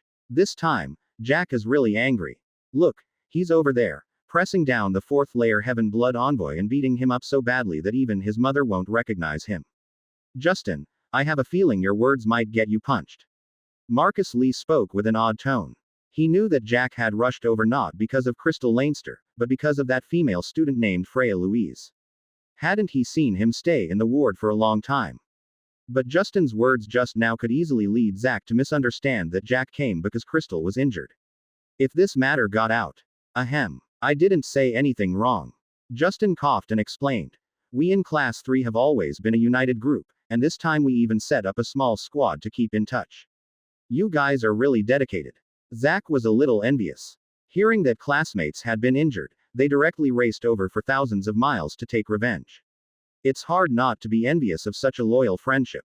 At this time, the other training students stood to the side, watching the warehouse sending out vibrations and roaring sounds in the distance, with no intention of intervening. This was an unwritten rule in the trials. Whoever found the prey would claim it, and others were not allowed to steal it. Only when the battle reached a point where they could not hold on could others step in. Roar. Suddenly, Justin and the others heard the elephant's roar in the distance, the ground shaking, and powerful explosions erupting. Boom! The warehouse collapsed under the blaze, and a torrent of sparks filled the sky. The thick, rolling smoke covered the night, creating a terrifying sight. In the midst of roaring flames, Jack, wearing tattered battle armor, slowly emerged. The black true power flowing around him kept the raging fire away from his body. At this moment, he held a sword in his right hand and a nearly severed corpse in his left, exuding a heavy oppressive aura. Such a display of power even made these geniuses look at him with respect.